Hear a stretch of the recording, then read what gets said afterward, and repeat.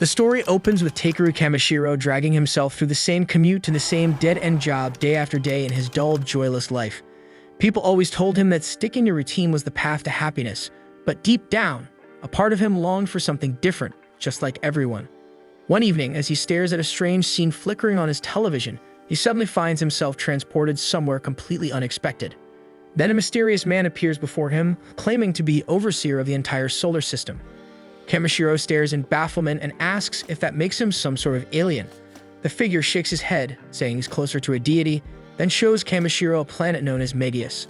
No matter what is tried, Medius fails to prosper and its civilizations rise and collapse over and over again. The cycle of failure has lasted too long, and the man has decided on a radical approach. He's gonna hit the planet with just one single drop of water because even that tiny amount can stir up massive waves that flip the world upside down. And to Kamishiro's shock, he has been chosen to become that drop of water. Kamishiro is overwhelmed by the weight of this duty, but the deity calmly explains that he's no longer alive anyway. If he refuses, his soul will simply fade into nothingness. But to sweeten the choice, the deity offers him abilities and any powers he desires. He starts by granting Kamishiro magic and an endless supply of mana, but then he stops and asks what else Kamishiro wants for himself. At once, Kamishiro's fear turns to excitement. Grinning, he declares that he wants a cute harem to join him on this journey. To his delight, the deity assures him that he'll meet them eventually, then continues stacking on more perks. He enhances Kamishiro's search skills, allows him to earn money by selling harvested materials, and gives him a special bag that can hold everything he gathers. He also grants him universal language comprehension, along with resistances to strengthen his defense. Before long, Kamishiro's form begins to fade, and his transfer is about to begin. The deity pauses, wondering aloud if he might have overloaded Kamishiro with too many blessings, but it's too late to undo them. Still, unease flickers across his face when he glimpses the partner Kamishiro is destined to meet, so he questions whether it will truly be alright. Kamishiro panics at his words, but there's no time left for answers, and the deity only tells him that everything will be fine, just before Kamishiro vanishes. A second later, Kamishiro opens his eyes in a brand new world, now inside a brand new body. He has no real clue what the hell he's meant to do, so he heads off to find a spot where people are. Before long, he comes across a village, but quickly realizes he won't be able to buy food without any cash. That's when he remembers the deity had boosted his search ability so he could track down materials to sell. Kamishiro tries activating the search magic, but nothing happens, leaving him disappointed. After a second thought, he realizes he was pronouncing it wrong because the moment he says it correctly, glowing symbols appear all around him. These markings highlight where materials are located, and when he says the word scan, more detailed information shows up. Thrilled with how useful the ability is, Kamishiro feels lucky when the very first item he picks up turns out to be ranked B. He then spends more time collecting everything that pops up under the ability, but most of them end up being junk. Almost all are marked as E rank, though one strange shiny rock catches his attention. It looks valuable because of how polished and bright it seems, only to reveal itself as an ant's poop. He's baffled why it gets ranked as a C, but still satisfied, since he learns the things he can sell are sorted by different marks, and his search skill points them out easily. With his bag now stuffed full, Kamishiro rushes off to the village, eager to see how much cash he can make. At the gate, the guard assumes he's a knight because of how ridiculously tall he is, but Kamishiro quickly explains he's just a material gatherer. The guard, who introduces himself as Marlowe, says that kind of work is rare, and though the village doesn't have a shop specialized for materials, they do have a general store. So our boy heads straight there, and when he shows the shopkeeper the poop, the man's eyes practically sparkle. He identifies it as droppings from a hammer anteater, and is absurdly impressed by its perfect shape and rich color. Praising Kamishiro for finding such a fine specimen, he offers him 5 gold coins for it. Kamishiro has no idea what that's worth, so the shop owner explains. A single night in the inn costs 500 raves, and 1 gold coin equals 1,000 raves. Kamishiro quickly calculates in his head and realizes the man's about to pay him the equivalent of 50,000 yen for literal crap. When Kamishiro accepts, the shopkeeper gets overly excited and even rubs the damn thing on his cheek like it's treasure, making Kamishiro stand there in disbelief that someone is cherishing a freaking ant poop. Kamishiro then lays out the rest of his haul, and the shopkeeper stares in disbelief that Kamishiro managed to gather everything on his own. He questions why someone would bring such valuable loot to a backwater shop, but Kamishiro casually replies that he just likes wandering around while collecting whatever he can find. Impressed by his talent, the man decides to ask a favor. He explains there's a vein of mithril hidden in the nearby mountains, and he wants Kamishiro to retrieve it. Kamishiro lives for adventure, so he agrees. The man then counts out 360,000 raves for the lot. Doing the math nearly knocks Kamishiro out cold, because that's about 3.6 million yen. But before letting him go, the merchant warns him that there are monsters in the mountains, but he's confident Kamishiro can handle himself. But before heading up there, Kamishiro spends the night at an inn where a young girl brings him a simple bowl of water. The cost is 30 raves, and Kamishiro is baffled when she explains it's for washing himself. Naturally, he'd prefer a bath, but he nearly loses it when she tells him there are no baths here at all. Sorcerers sometimes offer cleaning spells, but the town doesn't have any. Hearing the word magic sparks an idea in Kamishiro's head, so he pays for the water and sends the girl away. Once alone, he experiments with a few chants, and the moment he says clean, the spell activates, and in an instant, he feels fresher than he ever has in his entire life. That's when he realizes he can cast basically any spell as long as he figures out the right word for it. On the road to the mountain, Kamishiro begins to get used to his new skills, and he's startled when he suddenly sees a spade symbol appear for the first time. Excited, he goes to check it out, only to be horrified when it leads him to a skeleton. His ability even reveals the person's name, their rank, and details of their past, and what stands out most is a family amulet lying beside the remains. His magic shows that it was handmade by the man's mother, and when Kamishiro reads the letter tucked inside, his chest tightens. It's a heartfelt note from the man's sister begging him not to overwork himself. Feeling he can't just walk away, Kamishiro carefully buries the skeleton before moving on to another area. There he creates a protective barrier, tosses several herbs he picked earlier into a bowl, adds seasoning, and finishes it off with some meat. When he takes a sip of the stew, Kamishiro is blown away by how good it tastes. Laughing to himself, he declares that getting thrown into another world might just be the best thing that has ever happened to him. Soon, Kamishiro arrives at the Forest of Ancient Dragons, a deadly region crawling with dangerous creatures. Kamishiro then casts a light spell to illuminate the symbols around him, but he notices there's no aura anywhere. He doesn't even spot a single animal, and he wonders if maybe it's because he reeks so badly. Kamishiro just rolls with it since it means nothing will jump him, and he exhales in relief when the edge of the forest comes into view. Unluckily, it also happens to be the end of the ground under him, and Kamishiro plunges straight off a cliff. He frantically blurts out every magic word he can think of, but none of them do shit. Float does nothing, levitate is useless, but when he finally yells fly, the spell activates. Kamishiro lands safely below and cheers when he sees ore symbols glowing all around. He immediately starts gathering whatever he can, but he still doesn't turn up any mithril ore. Eventually, he spots a faint mark deep inside the mountain wall, so Kamishiro says blaze and hurls a fireball to blast it open. It works flawlessly, revealing mithril at last, though not in large amounts. The cave then begins rumbling, threatening to collapse, but Kamishiro stubbornly presses deeper. He eventually discovers a chamber with water so pure it leaves him stunned, and the scan reveals it as double S rank, making it the most precious resource he's seen yet, and the description says the water holds the magical essence of an ancient dragon, meaning a dragon must be living here. Kamishiro chooses not to panic and starts preparing to collect as much as possible, but before dumping out the plain water in his container, he decides to test if the dragon water is even drinkable, so he scoops up a handful. At that moment, a massive dragon bursts out of the pool, and he's pissed that Kamishiro hasn't acknowledged his presence. Kamishiro freezes in shock, while the dragon is equally shocked that Kamishiro managed to endure his oppressive aura. Panicking, Kamishiro quickly kneels on the ground and apologizes for barging into the dragon's home, and the beast respects his courage. Kamishiro introduces himself, stating plainly that he's human, but the dragon struggles to believe it. He explains that the mana radiating from Kamishiro was so overwhelming that it shook him awake from his deep sleep. Kamishiro doesn't get what the hell he's saying, but the dragon clarifies that the amount of mana pouring out of him could actually match his own or even exceed it. The ancient dragon calls himself Voldius, and he states that he has a favorite ask of him. Voldius recognizes the clean, raw power in Kamishiro, and it makes him believe that Kamishiro might be able to rouse his child. And naturally, the dragon isn't expecting him to do it for nothing, so he promises to hand over a heap of mithril ore in exchange. Voldius presents our guy with the egg that refuses to hatch, but Kamishiro has no idea what the hell he's supposed to do. So Voldius tells him to channel his mana into it the same way he produced his light. Kamishiro then speaks the word heat to warm it, but he panics when a freaking massive force erupts all around him. Something's obviously off, but Voldius bursts into laughter. Kamishiro's body begins to be dragged into the egg, and he thinks about how he only just reached this world, and he was hoping to see more of it before he died. Moments after, Kamishiro ends up in a weird place, and a voice calls him reckless. Kamishiro wonders if this is the deity from before, but realizes it's someone else. This girl says she has been tinkering with this planet for tens of thousands of years, but it only took Kamishiro one day to cause a massive ripple, and she isn't happy about that. Kamishiro has no idea what this girl is even getting at, but the girl simply casts him away. Kamishiro is bewildered when he returns to the world, but relieved when he sees that he managed to make the egg hatch. Voldias asks Kamishiro to name the newborn, but Kamishiro isn't sure if he should. Voldias says it's fine because the child already has its true name, and he only wants Kamishiro to give him his everyday name. Kamishiro agrees to it and christens the baby dragon B for Black.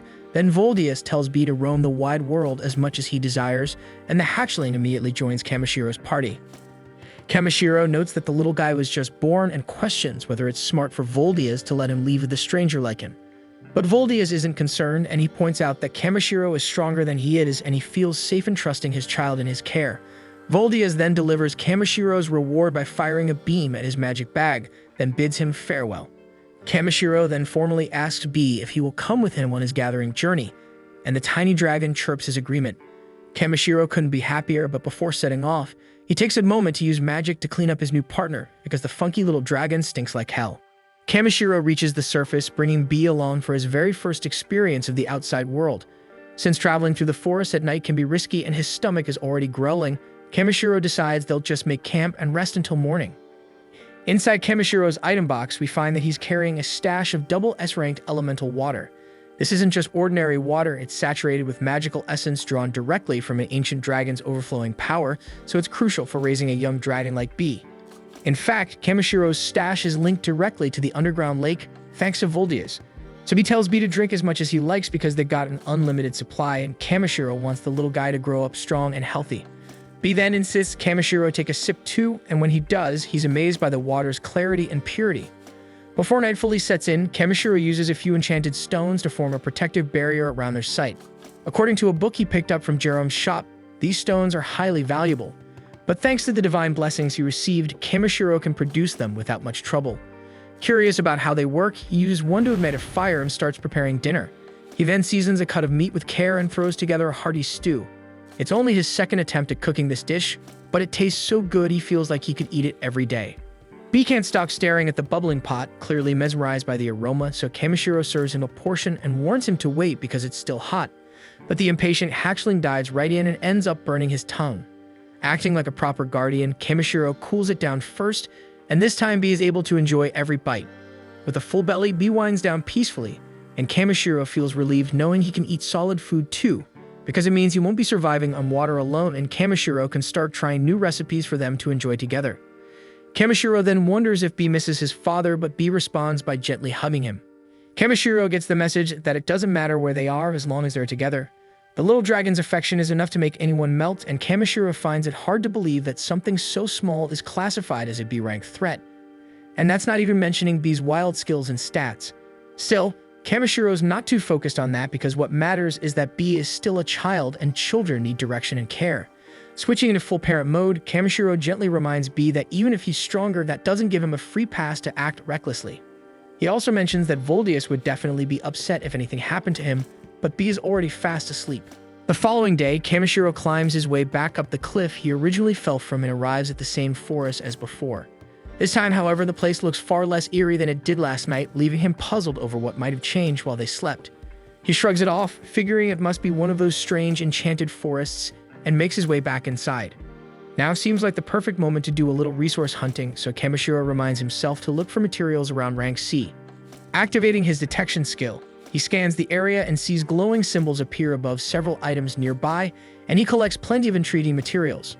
Right then, B suddenly rushes over behind him, visibly shaken. Kamishiro triggers his scan again, but this time he tunes the ability toward locating hostile creatures. This exposes at least 7 foes in the vicinity, which is vastly different from the last time he was in the forest when there were none. Back then, Kamishiro figured his stench had been keeping things away, so now he assumes the scent must have faded. But regardless, they're in danger, and Kamishiro decides that clearing out monsters won't be a bad thing. It'll be good training, and there's always the chance they drop something useful. Right then, things escalate as a massive rock falcon swoops in from behind. It's listed as a C-ranked beast, but Kamishiro doesn't feel even slightly intimidated, and it actually looks pretty adorable compared to the nightmare that was Voldias.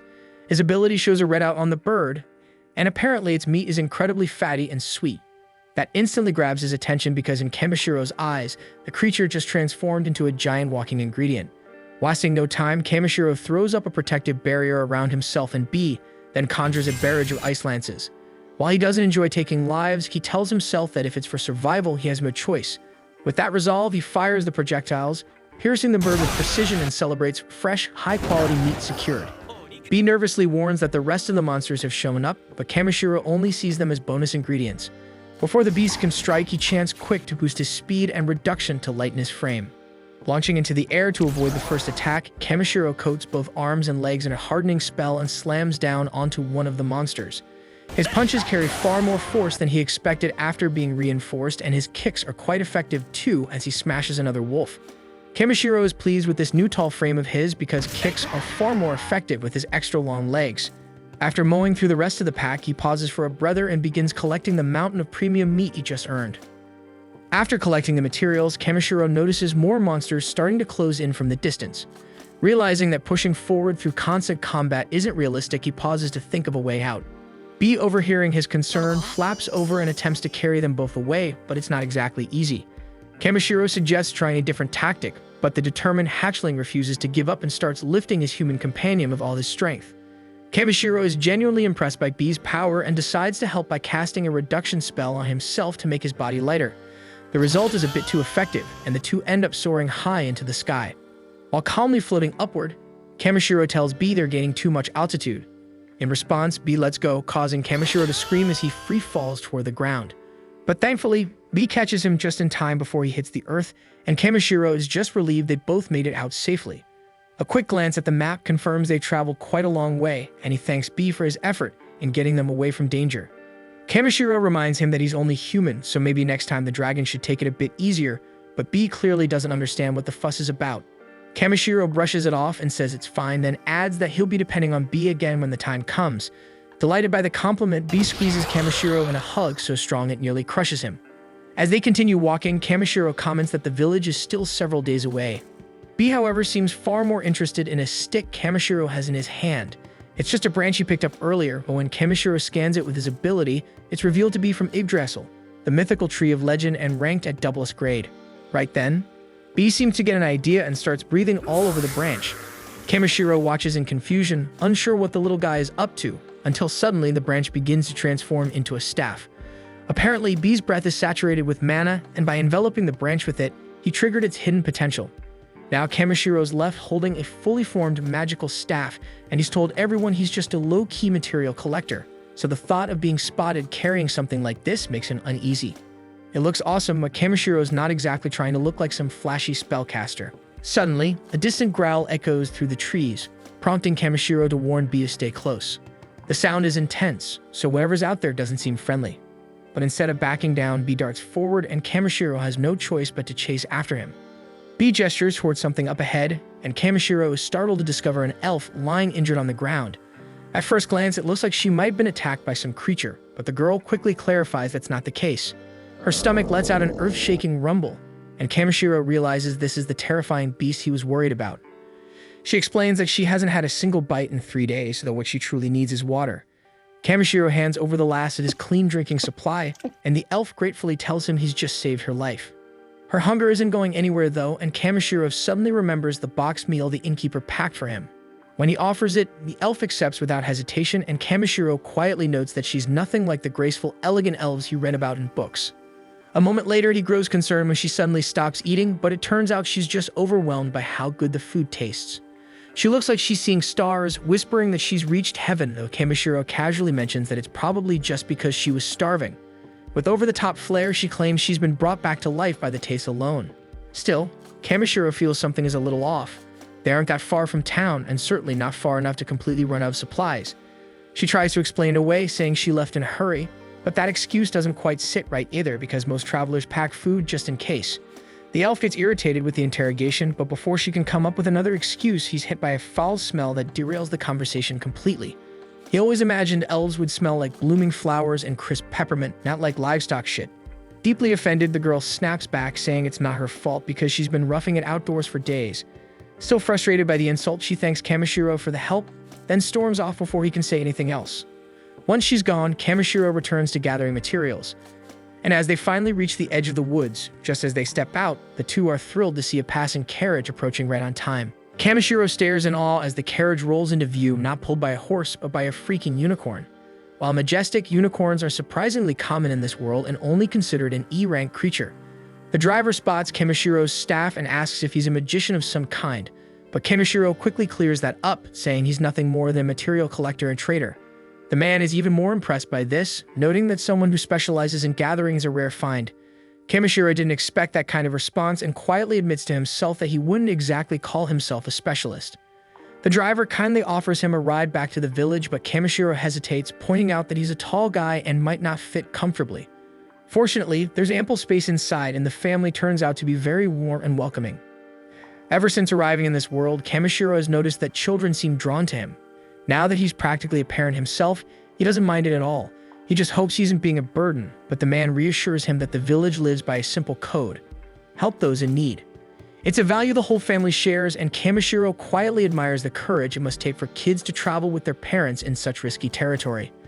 The children are incredibly sociable, so Kamishiro gently reminds them not to trust people too quickly. He jokes that he could have been a thief for all they knew, but the boy grins and says he never had a doubt. Their family carries a small bell that rings whenever someone dangerous is nearby. It's a clever little tool, and Kamishiro wonders if he might be able to craft something similar himself. After exchanging names, they start to hear faint chirping coming from inside Kamishiro's coat. The kids get excited, eager to meet whatever kind of creature he's hiding, but Kamishiro warns them that it's no ordinary pet. Eliza curiously comments that monsters aren't anything unusual, and adventurers often travel with them, so there's no need to be so secretive. Kamishiro is relieved to hear that monster companions are common here, and he finally gives Bee permission to come out with the added warning not to bite anyone. Bee pops out with a cheerful grin, and the parents are visibly startled to see an actual dragon. Seeing their reaction, Kamishiro quietly decides that it's probably best not to mention that Bee is the offspring of an ancient one. The family immediately assumes Kamishiro must be a dragon knight, given the fact that he's traveling with an actual dragon. Bee casually explains that he just stumbled across a dragon egg one day. That revelation shocks them even more, since getting a dragon to hatch is no small feat. In fact, for a human to pull it off is practically unheard of. As Bee tugs at Kamishiro playfully, he starts to realize just how unusual this little dragon truly is. Eliza points out that they rarely ever encounter dragon knights, and seeing a real dragon in the flesh is even rarer. Kamishiro, who's only ever seen dragon knights in RPGs, is sure he won't be able to stop staring if he ever meets one in real life. Later that evening, they settle down to make camp. Porin is impressed by the enchanted stones Kamishiro uses to ward off monsters. On top of that, Bee can sense danger before it gets too close, so Kamishiro reassures everyone that they'll be just fine through the night. When Eliza announces that it's time to eat, Kamishiro offers to cook for the group.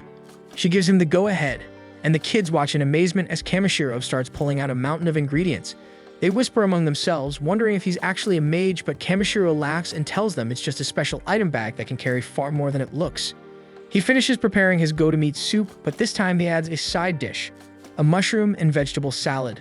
The presentation is mouth-watering, and the family dives in eagerly because none of them can remember the last time they had a meal that tasted this good. But just as everyone's enjoying themselves, something seems off with Porin. For a moment, everyone panics, thinking something's wrong, but it turns out the taste moved him to tears. After so many days eating nothing but dry jerky, seeing his children eating real food again overwhelms him.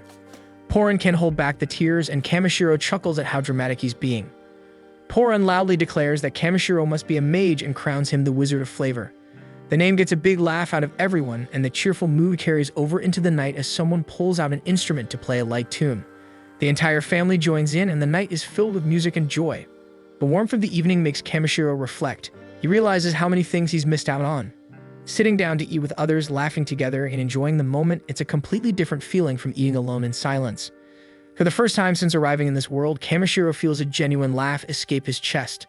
As night falls and everyone begins to sleep, Kamishiro says goodnight to Bee and peacefully gazes up at the stars above. The following day, Takeru wakes up early and starts cleaning his scissors to pass the time until it's time to move out. Porin lets him know they'll hit the road after breakfast, but Takeru brings up a small request. He's never had the chance to drive a carriage before, so he asks Porin if he can give it a shot. Porin doesn't see a problem with it and hands over the reins without hesitation. Not long after, they reach the village. Takeru hops down from the carriage and Porin thanks him for sharing his meals. But Takeru insists he's the one who should be grateful. After all, he didn't have to walk the whole way back by himself. With that, Poran and his group ride off, and as they disappear into the distance, Marlowe watches them go and quietly remarking that spring must finally be here. Takeru raises an eyebrow at the comment and asks what he means, so Marlowe explains that Poran is a weaver by trade. Every year he travels south to warmer lands for work, and the trip is always hard on his family.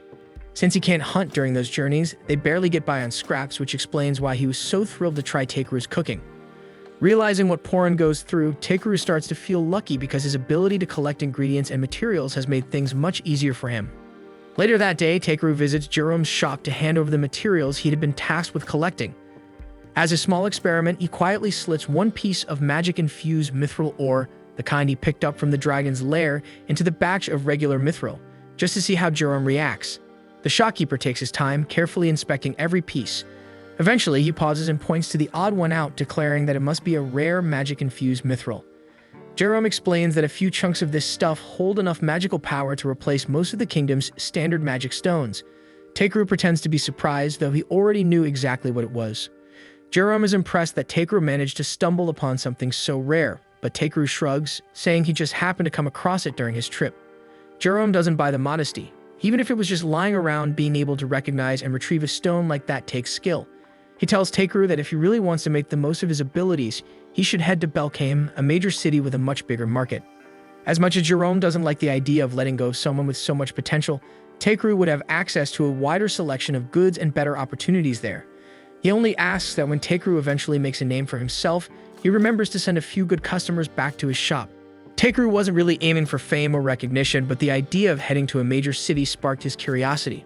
Once he got back to the inn, he decided to learn more about Belkame. There he discovered that the city had a well-established adventurers guild, one that handled quests from across the entire nation. The adventurers were organized into various roles, combatants, support types, and other specialties. Since he was now living in a different world, Takeru thought it might be fun to experience life as an adventurer, traveling from place to place. He set his sights on joining the guild in Belkame, but before heading out, he still had some unfinished business here in Tormy. First, he made his way into town to drop off the monsters he captured so they could be processed. With that taken care of, he spent the rest of the evening celebrating with the villagers, eating, drinking, and enjoying their hospitality. The following day, Takeru returned to the butcher. By then, all of the monster parts had been cleaned and prepared, giving him more than enough food and spices to keep him stocked throughout his trip. The woman behind the counter said the village would feel a little emptier without him, and that a lot of locals had been hoping he might stick around longer. Takeru admitted he'd missed the place too, but there were still so many places he wanted to see and so many people left to meet. He couldn't stay in one spot just yet. The woman smiled and said she understood and that she wouldn't try to convince him otherwise. Before he left, she handed him a cloth bag. Inside, she packed a full set of meals for the road. Actually, it was more than just one. She'd stuffed the bag full of travel lunches. Takeru was touched, and it looked like food wouldn't be a concern for quite some time. Later, back in his room, there was only one thing left on his mind: what to do with the magic mithril ore.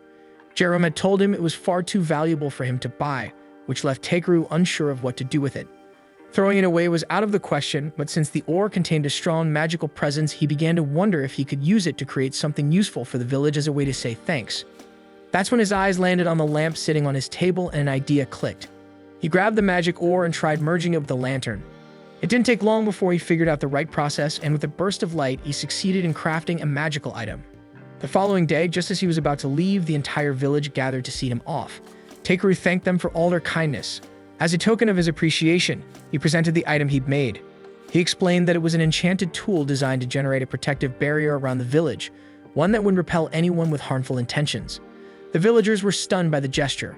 While they deeply appreciated it, some of them hesitated, wondering if it was really alright to accept something so rare and priceless. Takeru reassures everyone that it's perfectly fine because he considers it the least he can do to repay their kindness. And also he wants to make sure the village is still safe and intact if he ever decides to come back for a visit. Jerome, however, can't help but wonder what kind of power source is behind the device. Curious, he opens it up for a closer look, and sure enough, inside is the magic-infused mithril ore worth a fortune. He's about to object and say they can't possibly accept such a valuable gift, but by the time he turns around, Takeru has already slipped out the gate and disappeared down the road, so it's too late to return it now. As Takeru makes his way toward Belkame, he takes a moment to appreciate the quiet countryside. The breeze is calm, the view is peaceful, but that doesn't last. Up ahead, standing square in the middle of the road, is a giant crab that looks like Mr. Salta. At first, he's a bit taken aback, but once the surprise wears off, Takeru checks Mr. Salfa's stats and quickly realizes there's nothing too threatening about it. What really grabs his attention is the line that says it's edible. With a smirk, he decides tonight's dinner is going to be seafood. He casts a body enhancement spell to get ready for combat. But before he could even throw a punch, B zooms past him and lets out a piercing sonic scream that knocks the crab out cold in one hit. Takeru is amazed because he had no idea B had that kind of power. But there's no time to celebrate yet as two more crabs appear out of nowhere. Thinking he's safe by standing in the center of the road since crabs are supposed to only move sideways, Takeru relaxes. That is, until the crabs charge straight at him. Turns out these ones can move forward just fine, and in seconds they flanked him. As the claws close in, B reacts quickly and lifts Takeru into the air. The two crabs crash into each other below, giving him a lucky escape. Takeru thanks B for his fast thinking, but the fight isn't over. The first crab has recovered and lunges forward in a blind charge. Takeru summons his staff and smashes the crab straight into the sky, finishing it off for good. With the danger cleared, it's time to start preparing the meal. Takeru hardens his arm into a blade-like edge and starts cutting off the crab's claws and legs. After a few minutes of work, everything's ready to be boiled. He pulls out an enormous cooking pot and tosses all the crab parts in. He adds water, a generous amount of salt, and lets everything cook for a few hours. When it's finally done, the two of them sit down to eat. The crab meat is delicious, sweet, rich, and perfectly cooked, so Takeru and B devour every bite. From now on, Takeru decides he's going to start hunting and eating as many monsters as he can. If every battle leads to a new kind of meal, then he's all in. After a few days, Takeru and B finally arrive at the gates of Belkame. He stops for a moment, taken aback by the sheer size and grandeur of the city's fortified walls. They're massive and beautifully built and far more impressive than anything he's seen so far. As he approaches, he notices a long line of travelers waiting to be inspected before entry. Takeru joins the line, but before it's his turn, he discreetly casts a spell to mask his magic bag because he figures it wouldn't be a great idea for the guards to find out he's carrying an item with infinite storage. When his name is called, Takeru is led into a separate inspection room by the guards. One of them begins checking through his belongings while the other asks about the reason for his visit. Takeru replies that he's here to register with the Adventurers Guild. The guard nods, saying that makes sense because Belkame is home to the largest guild on the entire continent. He doesn't think Takeru looks suspicious, but protocol is protocol, so he tells Takeru they'll be running a scan using something called a virus. Takeru blinks because he's never heard of it before, so he asks how it works. The guard explains that a virus is a magical tool designed to detect if someone's hiding anything shady. Takeru agrees, and the guard holds out the device, scanning him from head to toe. After a few seconds, the results come in, and nothing out of the ordinary. Feeling curious, Takeru activates his ability and takes a peek at what the guard actually saw. The stat window pops up, showing that Takeru is marked as a magic user, nothing else. That's a relief because none of the powerful skills or blessings he got from the deity showed up, which means his secrets are still safe. The guards give him the all clear, but just before letting him go, one of them stops him with another question. It's not a serious issue, but he's curious why Takeru's stat window shows a blessing of the dragon's tag. Takeru calmly explains that it's probably because of his pet. He calls B out, and the tiny dragon emerges, and both guards are stunned by how adorable she is. Fortunately, there are no regulations against pet dragons in Belkame, so they give him permission to enter the city with her. The only condition is that she needs to wear some kind of tag or mark to show she belongs to him, in case something happens. Takeru didn't bring a collar, but then he remembers the lucky charm he received from Porin's kids a few days ago. He pulls it from his bag and carefully ties it around B's tail, and the guard nods in approval that it'll work. They mention that they'll still need to submit a formal notice to the mayor's office about a dragon being registered in the city, but that's their job, and Takeru doesn't need to worry about it. After returning his bag, they point him down the main road and tell him that if he keeps going straight, he'll eventually reach the Adventurers Guild. As Takeru steps into the city for the first time, he's blown away by how lively and beautiful it is, far beyond what he expected. Just then, B points her tiny claw toward a large building at the end of the main street. Judging by its size and design, it's definitely the Adventurers Guild. Without hesitation, Takeru heads over and steps inside for a look around. Not long after, a woman named Ariana walks up and greets him warmly, welcoming him to the Adventurers Guild Europa. They're always happy to welcome new members, so she invites him over to the front desk to begin the registration process. She hands him a form and asks him to write down his name and current job. It sounds simple, but for a moment, Takeru pauses and realizes something odd. He still doesn't understand how he can read and speak the language of this world so fluently. After filling everything out, Ariana follows up by asking if he has any experience with combat. Takeru casually mentions that he's taken down a griffin, fought off a bunch of wolves, and even handled a couple of oversized crabs. It all sounds a bit too convenient, and Ariana quietly wonders if he's exaggerating, so she asks if he has any proof. Takeru says he does, but warns her that it's kind of big. Ariana, thinking it's nothing serious, tells him to go ahead. To her absolute horror, Takeru pulls a massive crab from his inventory and drops it right on her desk. The sheer weight of it splinters the wood into pieces. He instantly realizes he might have gone a bit overboard, but in his defense, he did warn her. All the other adventurers quickly gather around to see what's going on. The guild master arrives, asking what the commotion is, so Takeru deadpan replies that he just wanted to show Ariana his crab. The guild master, staring at the ruined desk and giant crustacean, says he can see that. But he's more curious about how Takeru pulled it out so casually, and he suspects an item box. He asks where Takeru got it, and Takeru explains that it was a gift. The guildmaster activates his own ability to confirm. It's similar to Takeru's scan, but instead of a stat window, he can read a person's aura and judge their intentions. Takeru's aura gives off nothing suspicious, so he decides there's no need for punishment, just an honest mistake. He says they can appraise the crab and offer a payout by the end of the day, but Takeru surprises everyone again by saying he actually plans to eat it later. The entire guild goes silent, stunned by the statement. The crowd grows even larger, so Ariana hurries to wrap things up and suggests they move to the next room. Once they're seated at a different desk, Ariana tells him the crab definitely proved his strength, no doubt about that. She then finishes processing the paperwork and hands him his official guild armband. She admits that someone of his caliber should probably be starting at a much higher rank, but guild rules are strict, and every newcomer starts at F rank. That said, with skills like his, she expects him to move up fast. The following morning, Takeru locates the family of Beluria, the young man he had discovered deceased in the woods, in order to inform them of his passing and return a few of his personal belongings. Beluria's family is heartbroken, especially since they had warned him not to go adventuring, but he was determined to do so to afford medicine for his ailing father. Takeru can clearly see that the father is still gravely ill, and feeling the weight of their loss, he wants to find a way to support them. Later, he visits the guild to sell a collection of herbs, and the clerk is visibly impressed by the sheer size and quality of the mushrooms and leaves he's brought in. Right then, Ariana shows up looking for Takeru, and it seems he's gained a strong reputation around town lately, as several new job postings have specifically requested him by name. Takeru is glad to know that people hold him in such high regard, but with limited time, he explains to her that he'll only accept a few tasks for now. Following that, Takeru heads to the bathhouse for a long, soothing soak, and a short while later, Clay arrives and takes the spot directly beside him. Takeru is caught off guard by his appearance, since Clay usually doesn't show up around this time, but he mentions that rain's on the way, so he wanted to bathe early.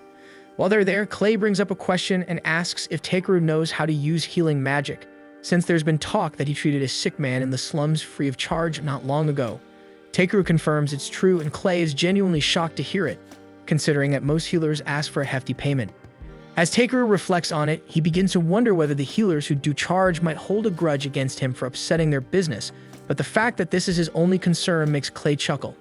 He then urges Takeru to take the official rank assessment so he can move up in rank, but Takeru replies that he's content with how things are and has no real desire to climb any higher. Clay recognizes that Takeru has a laid-back nature, but still cautions him that maintaining such a low profile could eventually attract the wrong kind of attention. As he gets up to leave, he advises Takeru to gain a better understanding of how the world operates. Later, Takeru returns to the guild with another batch of herbs, and the clerk sincerely thanks him for his consistent effort, though he once again wishes Takeru would pursue a higher rank, one that would be easily attainable for someone of his skill. Takeru, however, repeats that he's content right where he is and has no plans to rise beyond F rank. Right then, a sudden uproar erupts inside the guild as news breaks that a large horde of goblins has been sighted near the city.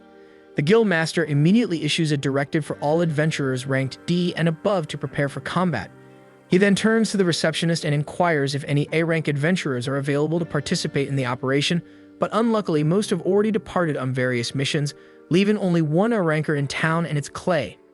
The guild master breathes a sigh of relief, knowing they'll at least have the support of the Honorable Dragon King, so he instructs Muesli to go and notify Clay of the situation immediately. Takeru watches all of this unfold, and while he could probably wipe out the entire goblin force without breaking a sweat, he's only an F rank, so technically, there's no obligation for him to get involved, and honestly, he doesn't care to.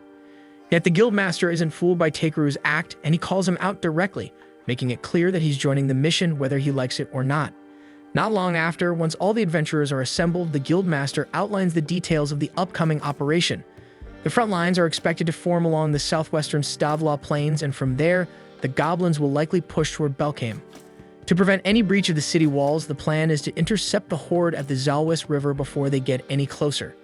The adventurers appear fired up and eager to protect the city, though Takeru, for his part, would rather be anywhere else. Right then, two nearby adventurers notice that Takeru is listed as F rank and question why someone so low-ranked would be allowed to take part in an operation like this.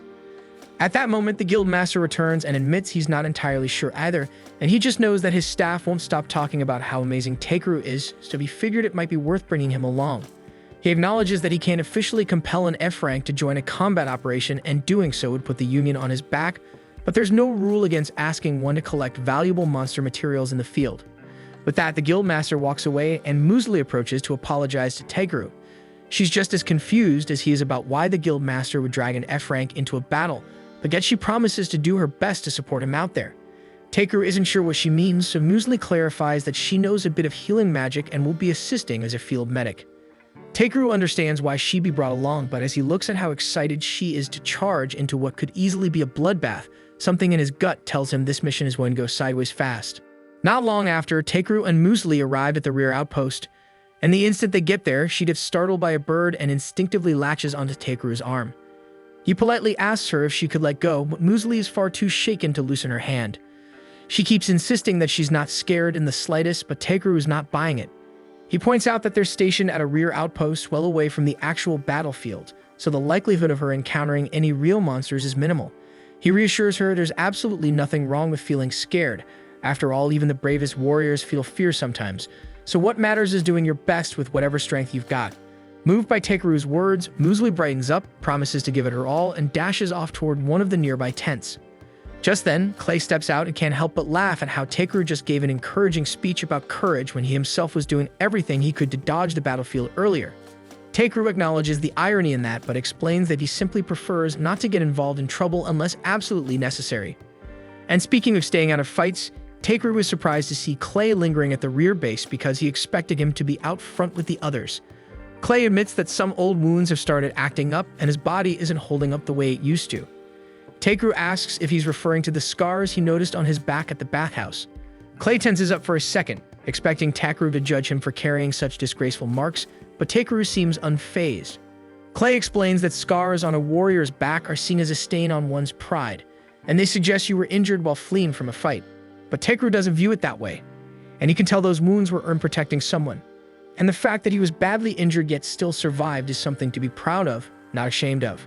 Right then, a deep rumble echoes in the distance, the unmistakable sound of hundreds of footsteps drawing near.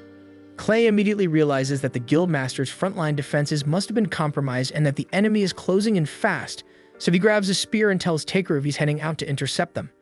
And even though his old injuries are flaring up again, Clay firmly declares that he'll defend Takeru no matter what, even if it costs him everything. Takeru tries to stop him, insisting it's not necessary, but Clay is already charging into battle. Takeru then glances over at the tent and spots Muesli in the middle of healing a wounded adventurer. Watching her push through her fear and continue helping others, even with the threat of the enemy closing in, makes him feel guilty for trying to take the easy way out. Right then and there, he resolves to do everything in his power to ensure everyone makes it home alive. He casts a protective barrier around the outpost to shield Muesli and the other healers from harm, and then heads out toward the front lines to face the goblins himself. Out on the battlefield, the adventurers are doing everything they can to hold the goblin forces back, but at this pace it's only a matter of time before the goblins break through and invade the city. Suddenly, Takeru charges onto the field and punches one of the goblins with such force that it gets launched straight into a big rock. It honestly unsettles Takeru to be fighting against humanoid creatures, but he doesn't have time to dwell on the morality of it, so he calls on B to handle the rest. B takes to the skies and unleashes a lightning spell, frying every goblin in the area in one powerful blast. With the threat neutralized for now, Takeru rushes over to check on the others and asks what happened. Diego explains that their formation had been holding strong at first, but the situation turned the moment a high-ranking goblin surgeon appeared. From there, everything started falling apart, but luckily Clay arrived just in time and managed to drive the goblin surgeon away. But in the chaos that followed, the group became separated from him, and now they have no idea where he is or if he's even still alive. Takeru immediately goes off to look for Clay, and near the edge of the forest, we finally find him, but barely standing and locked in a desperate fight against a swarm of goblins. Clay manages to take out a few using his spear, but the pain from his old injuries is flaring up badly, and it eventually brings him to his knees. The goblins seize the opening and rush him from behind. But before they can strike, Takeru arrives just in time and electrocutes them on the spot, saving Clay's life. Clay is stunned to see Takeru and yells at him to leave, insisting that it's far too dangerous to be here. But Takeru quickly points out that Clay's the one suffering from a serious injury and shouldn't be pushing himself this hard. Right then, the two hear the ominous footsteps of the goblin surgeon drawing near. It suddenly charges at them, but both manage to leap aside just in time. Retreating would be the safest option, but there's no way they'll outrun the goblin surgeon now. Despite the intense pain coursing through him, Clay plants his feet and takes a battle stance. He says he'll hold the goblin off long enough for Takeru to escape because no matter what, he refuses to let his friend die out here. Takeru is genuinely moved by Clay's determination, so he suddenly asks if those scars on his back carry any emotional significance. Clay thinks it's a strange question to ask in the middle of a battle, but replies that the scars only serve as a painful reminder of his past failures, so he hates them with every fiber of his being.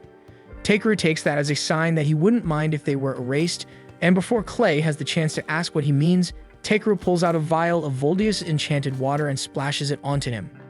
He then casts full-body healing magic over Clay, intending to erase the scars completely. However, it ends up triggering an unexpected side effect because while the scars do disappear, it also causes Clay to evolve, turning his body pitch black. Neither of them has a clue what just happened. Clay is stunned by the transformation, but the pain from his old wounds has vanished, and he suddenly feels stronger, far beyond what he thought possible. Driven by adrenaline and curiosity, he charges at the goblins to test his new strength. And within seconds, he annihilates the entire enemy horde effortlessly without even breaking a sweat. At night, Clay visits Takeru's room and he's reverted back to his usual appearance, but he can still feel a powerful energy simmering inside him. He demands to know what exactly Takeru did to him earlier, so Takeru casually explains that he used some ancient dragon magic water as a catalyst and followed it up with healing magic. Clay stares at him baffled and asks how in the world he even knows an ancient dragon. Takeru reveals that Voldius is actually B's father, so technically, B is an ancient dragon too. Clay sits down, overwhelmed by what he's just heard. He's deeply thankful for what Takeru did for him. But it's clear that no ordinary person could pull off something like that, so he looks Takeru straight in the eye and asks who he really is. Takeru hesitates for a moment, realizing he may have revealed a bit too much, but then again, no one ever told him he had to keep it secret, and Clay's someone he trusts. So he decides to be honest and tells Clay that he's not from this world. Clay freezes, unsure if Takeru is being serious or joking. Takeru sits him down and walks him through the entire story, his reincarnation, his journey, and everything in between. Clay finds it almost too absurd to be true, but considering all the supernatural things Takeru's done so far, it actually starts to make a weird kind of sense. He promises to keep Takeru's origins secret, but warns him to be more careful in the future, because casually modifying someone's body isn't exactly a minor thing. The following day, we see Takeru accompanied by a young woman named Ribble, who happens to be the one managing the shop. He asks if she happens to have any gatherer scissors in stock, as his current pair is worn down, but she unfortunately informs him that she doesn't carry those. However, she does know a highly skilled blacksmith who could craft a new pair for him, though in return he'll need someone to collect specific materials first.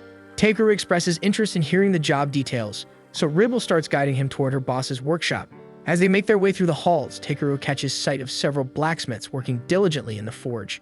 He's clearly impressed by their craftsmanship, and Ribble agrees wholeheartedly, admitting it's why she dreams of becoming a skilled blacksmith herself and forging a legendary blade worthy of a hero someday. Eventually, they arrive at the workshop, and Ribble proposes the idea of having Takeru gather some Ildra ore, the rare mineral required to forge the sword, but her boss shuts it down instantly, saying there's no way he's letting a gatherer venture into those damn mines. Ribble pushes back, suggesting he should at least consider it, and the two begin arguing while Takeru remains confused, having never even heard of Ildra ore. The boss explains that his refusal is due to the mines being infested with monsters, and there are even rumors of demons lurking deep inside, so he can't in good conscience let Takeru take that risk. Ribble admits that the number of miners has recently dropped, but the boss figures she conveniently left that part out when talking to Takeru. He tells her bluntly that any blacksmith willing to endanger others for personal ambition has no right to wield a hammer. Realizing her mistake, Ribble sincerely apologizes to Takeru and tells him to just forget about it. But despite the risk, he still seems intrigued and asks whether Ildra ore is truly the only material capable of making the sword. Ribble confirms that it is, so Takeru offers to gather the ore in return for a specially crafted pair of scissors.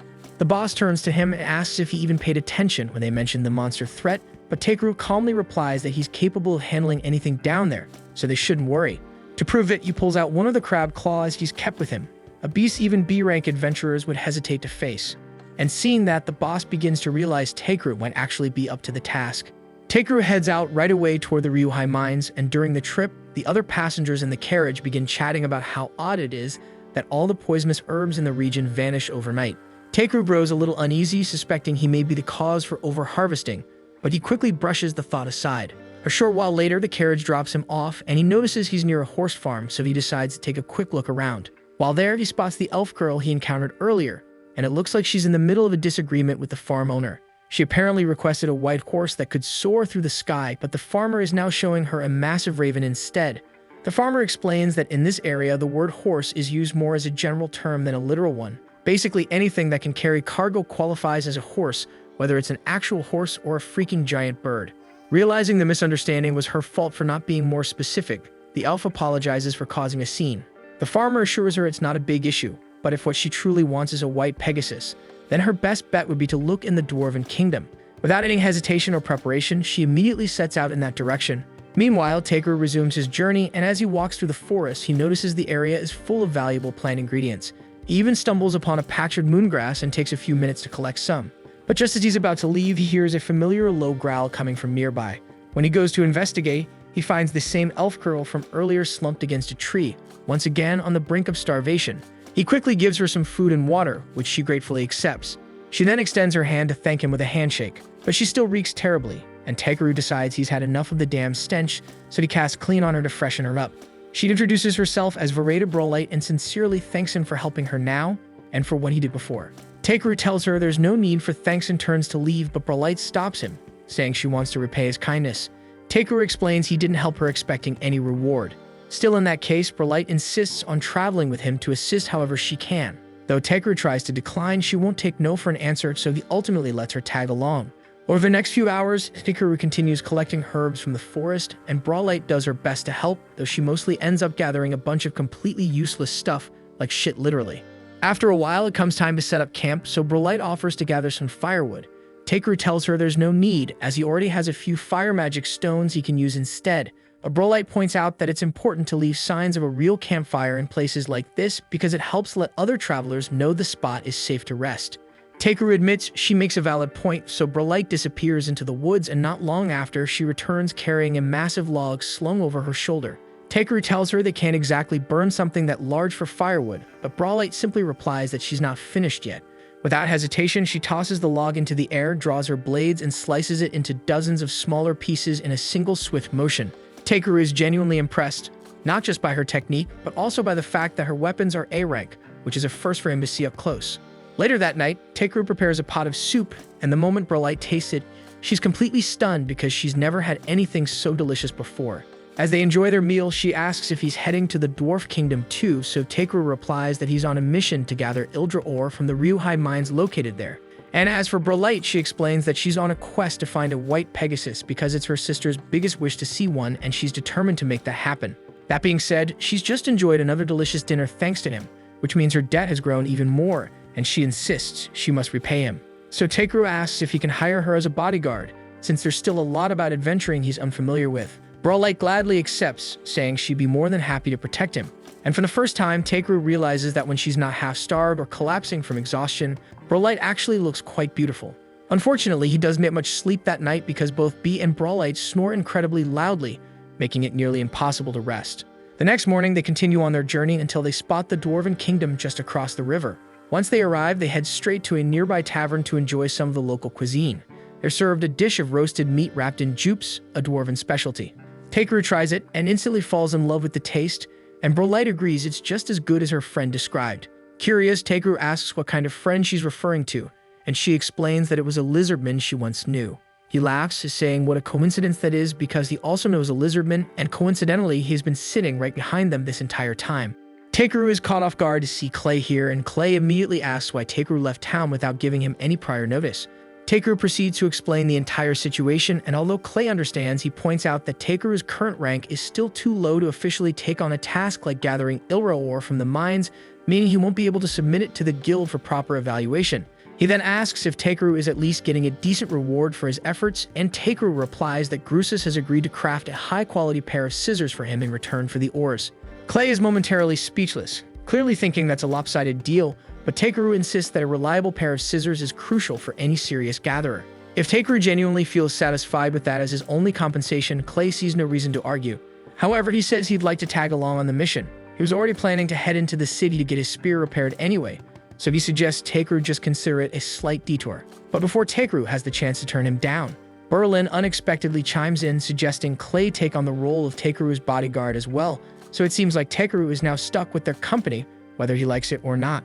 The following day, they make their way to the gates of Vosrol, and they're met with a lengthy line outside, so it looks like they'll be waiting quite a bit to get in. That is until Takeru notices Clay speaking with the guards nearby, and a few minutes later they're waved past the crowd and granted direct entry, thanks to Clay's reputation. Once they're inside the city, one of the guards pulls Clay aside to deliver a message. The king is requesting an audience with him. This completely surprises Takeru because he had no idea Clay was on a first-name basis with the ruler of the Dwarf Kingdom. Clay brushes it off, saying the story is kind of long, but the guard interrupts and says it's actually pretty straightforward. Apparently, Clay once saved them from the Thunder King Zengum, and ever since he's been celebrated across the kingdom as a hero. Clay, however, insists he didn't actually do much. The dwarves are master craftsmen when it comes to forging weapons, but unfortunately, they weren't able to wield them effectively to defend themselves, which left them vulnerable to being enslaved by a demon. Then one day, Clay just happened to be passing through, and as soon as the demon saw him, it turned and fled without a fight.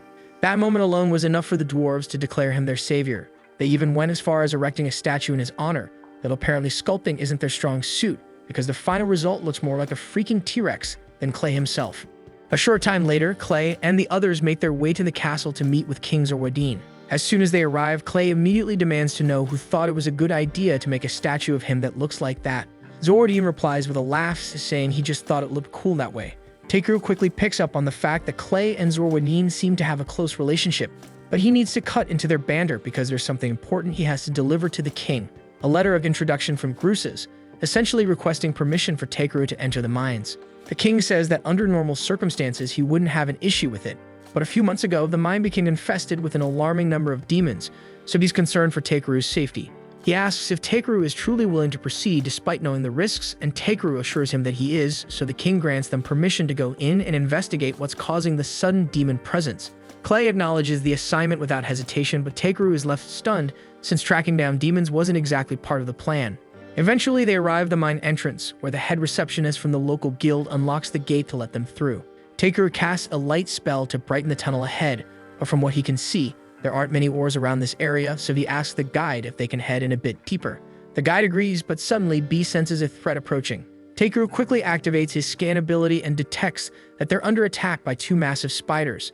Clay immediately steps in and drives his spear straight through the first spider's mouth, while Takeru uses magic to immobilize the second one, buying enough time for Brolite to rush in and carve it apart. And with the immediate threat dealt with, the group presses on. As they continue further into the mine, the magical pressure grows stronger, and Takeru starts to spot faint traces of Ildra ore embedded in the rock walls. Unfortunately, the samples are too small to be of any real use. Just then, he notices something deeply buried in the stone, so he fires off a blast of explosion magic to break it loose, revealing a massive ore vein. It's not Ildra ore, but something even rarer and more valuable, prompting the guy to tell him that this is a remarkable discovery. But just as they begin to take it in, he suddenly warns Takeru that something else is closing in. The guide goes pale, eyes widening as he realizes it's a demon. After taking a closer look, Takeru calmly tells the group to stand back because he plans to handle this one solo. Not because he holds a grudge against demons, but because this particular demon is actually a giant crab, and both he and B are already thinking about how good it's going to taste. Takeru then calls out to B, asking for some cover fire while he charges in to attack, but he makes sure to warn B not to use any fire or lightning spells, since they don't want to ruin any of that precious crab meat. B responds with a sonic scream that disorients the creature, giving Takeru a chance to dash in and slam it over the head with his staff. But this crab is a lot tougher than the ones he's fought before, and it smacks him across the face. Still, Takeru is not backing down, and the crab tries to crush him underfoot, but he quickly rolls out of the way, and B seizes the moment to freeze one of its legs in place. That sparks an idea, so Takeru forms a barrage of ice needles and launches them at the crab, freezing it solid on the spot. Brolite is blown away by how quickly Takeru managed to bring the beast down, but Clay is absolutely fuming, and he demands to know why Takeru went after the thing solo. Takeru admits he might have gotten a little ahead of himself, and says he didn't want Clay or Brolite stepping in because if they use their nasty weapons, it might ruin the meat. Clay is stunned that Takeru actually intends to eat the monster. Still, he sets that aside and reminds Takeru that he's here as his bodyguard, which means it's his job to fight and protect him no matter what, He urges Takeru to start relying on his teammates more often, and even though Takeru had no real trouble dealing with the crab on his own, he acknowledges Clay's point and offers a sincere apology, promising to count on him more in the future. Clay is happy to hear it, and says that if Takeru plans on eating the crab, they better get started dragging out of there. Sometime later, Takeru and the others have moved the crab's body and are now busy mining. They've already cleared out the visible gems, but Takeru thinks there's a decent shot they might uncover a bigger ore vein if they keep digging. The guide accompanying them is beyond grateful because Takeru didn't just take out the demon that had been terrorizing the mines, he also helped discover a fresh supply of valuable resources, and the guide has no idea how they'll ever repay him. Eventually, Takeru and his group return to the castle to meet with the king, and Zambo takes the lead in reporting their success. The king listens in amazement as Zambo goes over Takeru's achievements, and as proof of the story, Zambo encourages Takeru to show him the crab monster he caught. Takeru checks to make sure he really wants to see it, and once the king nods, he opens his item box and sets the massive crab down right in front of him. The king is stunned by the sheer size of the monster and tells Takeru he definitely deserves a reward for handling it so well, so Takeru asks if he can keep the crab's body as his reward. The king finds the request a little odd, but he has no objections and happily agrees. After some time, Takeru and the others exit the castle, and both he and B are practically drooling at the thought of the mouth-watering crab feast waiting for them. And above all that, its sturdy shell will make an excellent base material for the pair of scissors Takeru requested earlier, so overall the trip ended up being a big win for him. And things get even better the following morning when the king has a white Pegasus prepared as a gift for Brelite since he heard she'd been searching for one. The king also had Clay's spear reforged and upgraded, and he's clearly satisfied with the result. Brelite announces that she needs to head home as the Pegasus is technically a gift from her sister, and she expresses her heartfelt thanks to Takeru for everything he's done. He tries to brush it off and tells her it was nothing, but she insists that she'll find a way to repay him, even if it takes her a lifetime. Afterwards, Takeru and Clay return to the guild, and Ariana greets them the moment they step through the door. She's relieved to see Takeru back safely, but she's caught off guard when she notices Clay with him, so she immediately asks if the two of them have formed a party. Takeru is about to explain that they just ran into each other by chance, but before he can say a word, Clay cuts in and confidently declares that they have indeed formed a party. Ariana lights up at the news, and before Takeru can correct her, she's already off to inform the guildmaster. Takeru turns to Clay and asks why he'd say something like that, but Clay shrugs and says there's no harm in it. He knows Takeru is not your average human, and he clearly has a knack for stumbling into all kinds of trouble, so Clay figures someone's got to be around to keep him in check. As much as Takeru dislikes being cornered into things, he admits to himself that having Clay as a partner might not be so bad after all. The two of them then sit down for a proper chat, and before long, they officially agree to form a party, which they call the Azure Black Brigade. After that, Takeru heads over to the smithy to drop off the materials he gathered. And the moment the shop owner lays eyes on all the raw Ildra Takeru brought in, he's absolutely floored. Takeru begins to worry that something might be off, so he had assumed that bringing pure Ildra would be more valuable than regular Ildra ore. But now he's beginning to doubt himself. He asks if they'll still be able to complete the project using the Ildra he delivered, and both Ribble and Gruses are instantly moved to tears. They never imagined they'd ever get their hands on such an untainted form of Ildra. Takeru feels relieved that they're pleased with what he brought, though he certainly wasn't expecting such an emotional reaction. Once the two finally compose themselves, they turn to Takeru and explain that while they're incredibly grateful, there's simply no way they could afford to pay him for the full value of this much pure Ildra. But Takeru quickly tells them not to worry about money, since what he really wants is a custom-made pair of scissors forged just for him. And before they get started on that, he asks them to use this Ildra to craft the finest sword they've ever made, one worthy of winning the upcoming swordsmithing contest. About 2 weeks later, Takeru is at the tavern enjoying a cold mug of beer when he's suddenly interrupted by Wade. Wade says someone important is looking for him, and they left behind a letter requesting a meeting. Clay takes one glance at the seal on the envelope and immediately recognizes it as the crest of the House of Lucilvach. Wade goes on to explain that the letter is from the local lord himself, and Takeru doesn't like where this is going, because it already sounds like the kind of headache he'd rather avoid. He starts thinking up excuses to dodge the meeting, but Wade reassures him that while the man is a noble, he's not the uptight or overbearing type, so there shouldn't be any trouble. Trusting Wade's judgment, Takeru opens the letter to see what it says. Inside is a formal invitation for both Takeru and Clay to visit the Lord's manor so he can personally bestow honors upon them. Clay is caught off guard that his name was included too, but Wade explains that the Lord likely heard the two of them had recently formed a party and decided to invite them as a pair. While the idea of being honored sounds nice on the surface, Takeru has a feeling this whole ceremony is just a convenient excuse to get him to show up. Clay agrees, suggesting that the real reason for the invitation might be B. Since baby dragons are extremely rare, the Lord probably just wants to lay eyes on one. That idea sets Takeru on edge, and he doesn't want to risk someone trying to take B away from him. But Wade assures him that the Lord wouldn't pull anything like that, and more importantly, he doesn't even have the authority to claim someone's pet. Takeru's still a bit uneasy, but after thinking it over, he decides to go, so he and Clay hop into the noble's carriage and head toward the manor for the meeting. As they head toward the manor, Takeru starts to notice that a lot of people are staring, but Clay tells him that's perfectly normal. After all, it's not every day someone gets summoned to the Lord's estate. Takeru asks why that is, and Clay explains that if the Lord chooses to back you, your entire career as an adventurer can shift dramatically for the better, so it's something almost every adventurer dreams about. Once they arrive, Takeru is struck by how massive and elegant the manor is. At the front entrance, they're greeted by Raymond, the head butler of the estate. He politely welcomes them and leads them inside, right past the grand foyer. Takeru spots a line of maids waiting to greet them, and he's genuinely impressed by how polished and coordinated everything seems. As they approach the staircase, a man walks by, but rather than acknowledging their presence, he throws them a dismissive glance and carries on like they're invisible. Takeru brushes it off because he's not easily rattled by rude behavior, but just a moment later, a young girl suddenly darts down the stairs and starts demanding that he hand over B, saying she wants him for herself. Takeru coolly replies that there's no chance of that happening, and the girl looks stunned, like no one's ever told her no before. She begins lecturing him about how dragons are noble creatures and that, as such, only someone like her should be allowed to own one. But she's clearly reciting something she was told to memorize. While she's rambling, Takeru opens her status window and sees that her name is Tyrus, the Lord's daughter. She doesn't strike him as a bad kid, so he kneels down and gently asks her why she believes she deserves B in the first place. Tyrus becomes slightly flustered and admits that Bernard told her all adventurers are beneath nobles, and that if you give them an order, they have no choice but to follow. That explains a lot, and it's clear Bernard has been filling her head with nonsense. But Takeru doesn't have a clue who that guy is. For now, he calmly tells Tyrus that B isn't just a pet, he's part of his family, and there's nothing in the world that would convince him to give him up. When Tyrus hears him say that, something clicks. She finally understands that asking Takeru to give away B is like someone demanding she give up her own family, and she knows she could never do something like that. Curious, Takeru asks why she wanted a dragon so badly in the first place. Tyrus quietly explains that she hoped to show one to her mother, because it's one of her mother's deepest wishes, but just thinking about it fills her with sadness. At that moment, a man approaches, notices the gloomy look on Tyrus's face, and gently asks her, "What's the matter, baby girl?" Tyrus turns toward him and calls him daddy, so Takeru quickly realizes this must be the Lord, and he's honestly taken by surprise since he'd been imagining some bald, chubby old guy instead. The man gives his name as Belminant, and once they sit down together for tea with Takeru and Clay, he offers an apology for his daughter's earlier rude attitude. Takeru waves it off and says it's no big deal, and Clay then asks Belminant why he called them there, so the Lord explains that it concerns his wife Muleteria.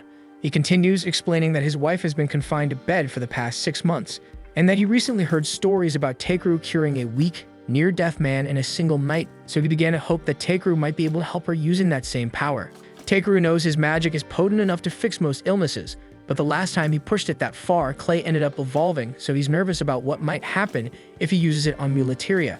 Bellman goes on saying that the reason Tyrus wanted Takeru's dragon is that in a few days she has to return to her academy in the royal capital, and she thought that if she left a cute little creature beside her mother, it might cheer her up. She might get carried away sometimes, but at heart she's a kind girl, and this whole story brings both Clay and B to tears, so Takeru finally agrees to help, even though he's still scared it might cause problems for him later. Belminant is thrilled when he hears that Takeru is willing to help, so he escorts him to his wife's room and tells her that he has brought someone who might be able to heal her. First, Takeru uses his scan on her, and when he checks the status window, he realizes her condition is even worse than he imagined. Her status is basically a long list of life-threatening problems. For example, she's suffering from severe cataracts, anemia, kidney poisoning, liver poisoning, and that's only the start. It's honestly a miracle she's even still alive, but he's confident he can cure most of those conditions. Yet there's something in her status called Ivor poisoning, and he's never encountered it before, so he's not sure if his magic can deal with that shit. Even so, he won't know for sure until he tries, so he asks Belminant if he's willing to entrust his wife's life to him, and both the Lord and Muleteria quietly agree to place their full faith in Takeru's hands. Clay then asks if Takeru is planning to use the same healing technique he used on him back then, but Takeru can't because it's far too taxing on the body. And with Muleteria in the stage she's in, there's no way she'd survive it, so he's going to try a different approach this time, but first, there's something he needs to fix: the atmosphere in this gloomy room, and since all the windows are shut tight to protect Muleteria's light-sensitive eyes, that's where he'll start, and he gently places his hand over her face and begins casting healing magic. Still, he has to be cautious since using too much at once might hurt her, so he keeps it subtle and steady. Once he's finished, he softly asks Muleteria to open her eyes slowly, and as she blinks them open, her expression freezes in disbelief because she can see again. Takeru is relieved, and that means the room doesn't need to stay dark anymore, so he pulls out his staff and uses clean magic to clear away the dust, then opens the windows wide, letting warm sunlight flood in. For the first time in ages, Mulitaria can bask in the sun without pain searing her eyes, and it's all thanks to Takeru. Still, as much as he wants to treat her other symptoms, he can't do that just yet. He asks to have a word with Belminant in private, and Belminant nods and follows him out. Once they're alone, Takeru tells him straight that his wife is suffering from something called Ivor poisoning, and based on the symptoms, she must have ingested the toxin. Belminant is about to deny it because there's no way Mulitaria would ever eat something so dangerous, but then it hits him that she didn't take it by mistake and someone's been poisoning her, and the fact that he never caught on makes him feel sick. He asks what he can do to help, but Takeru admits he doesn't know how Ivor toxins function, so he can't treat her. He asks if Belminant can track down an antidote, but Belminant says it's not possible because Ivor toxin is a lost poison, ancient and forbidden. And since the knowledge of how to create it vanished long ago, the recipe for the antidote was lost along with it. Still, Belminant has one lead and pulls out a stack of old record books from the library and explains that these contain journals and notes from all the lords who came before, so if there's anything left about the Ivor toxin, it might be buried in these texts. The issue is, every book is written in an ancient language that no one's managed to decode for decades, but thanks to Takeru's translation skill, he's able to read them without much effort. The real challenge now is time, since there are far too many volumes to read one by one, and he wishes there was some way to search them by keywords, because it would make things a hell of a lot faster. Right then, he gets a clever idea to tweak his search skill and try using it to locate a book that might have info on the Ivor poison. Technically, if the skill is that adaptable, he probably could have just used it to locate the Ivor poison directly, but that thought hadn't crossed his mind until now. He activates the skill, and sure enough, one of the books glows faintly. He flips through it and eventually finds a section with information about the poison. It's the diary of a boy named Pola Pola, who wrote about stumbling upon a field of Ivor flowers near a lake marked by a rock shaped like a horse. That detail catches Clay's attention because he's seen that exact spot during one of his travels to a small village. He pulls out a map, points to the area, and says the village is called Asheth. Belminant notes that Asheth is located in the Venone region, which lies outside the borders of Lucilovich territory, so that means getting there would take at least 5 days of travel. Takeru hears that and doesn't hesitate and says that he's leaving right away. While the horses are being prepared, Bernard watches from a castle window, a bitter expression clouding his face.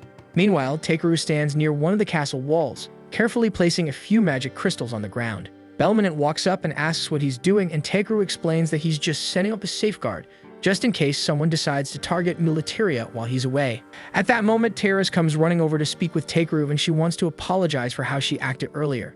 He came all this way to help her mother, and she treated him coldly without a reason, so she's ashamed. But Takeru reassures her that what matters is that she recognized her mistake and chose to correct it, and that alone is a rare and valuable trait. The ability to admit you might be wrong is a sign of real growth, and it means she's already on the path to a meaningful life. He asks her to always think things through before acting in the future, and she promises she won't make the same mistake again. Before he goes, there's one more thing he wants to tell her. He warns Tierras that while he's gone, someone might try to twist things, saying that he's the enemy or that he's deceiving her. If that happens, he asks her not to give any immediate answers. Instead, she should go straight to her father and talk things through first, and Tierras promises to remember that. With that, Takeru and Clay set out, and to make the long journey as fast as possible, he casts speed-enhancing magic on the horses. During the following days, Takeru and Clay make their way toward the village of Asheth, but when they finally arrive, they don't find a village, they find a lifeless wasteland. Clay remembers this place as a thriving farming settlement, but now it looks like the land hasn't seen rain in ages. Takeru starts to worry that the lake they're searching for may have already dried up.